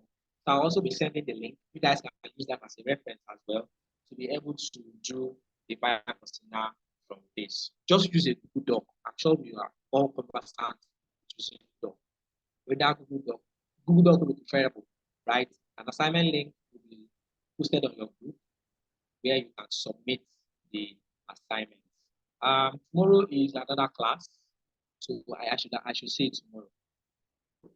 Yes, create a buyer persona for a business. Persona, not there's no L. Okay, it's just persona for a business. Yes, you're right. You're supposed to submit it tomorrow.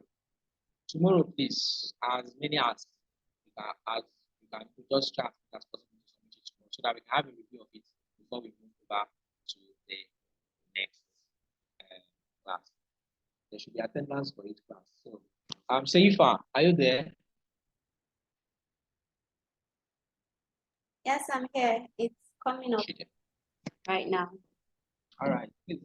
Yeah, then access for attendance. So, all right. So she's going to post the attendance link. This attendance link is only going to be posted on the group, as she said, and it's always posted mostly at the end of the class because they want to be sure people stay to the end. And it's not going to be posted on the group chat to avoid people who are not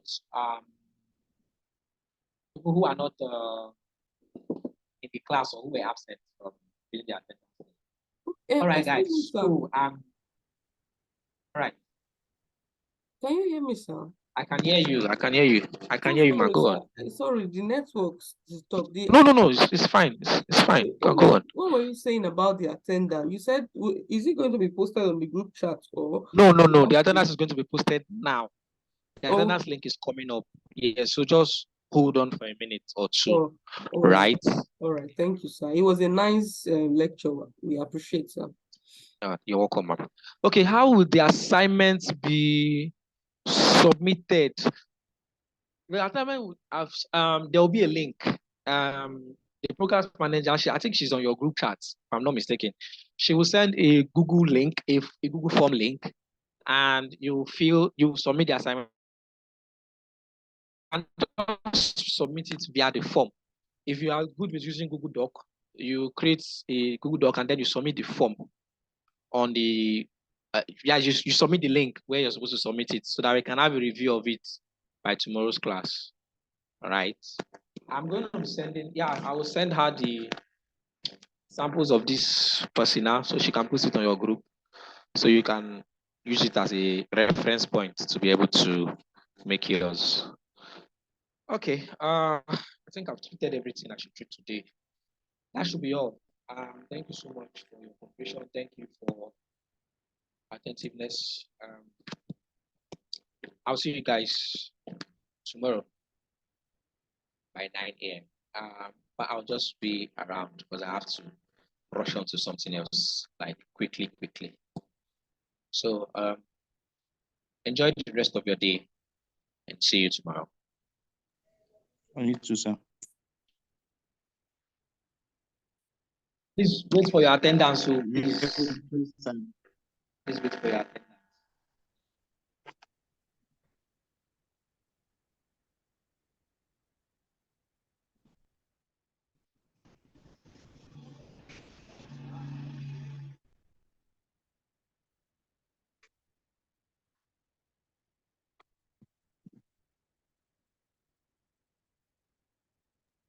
The attendance link is on the chat box.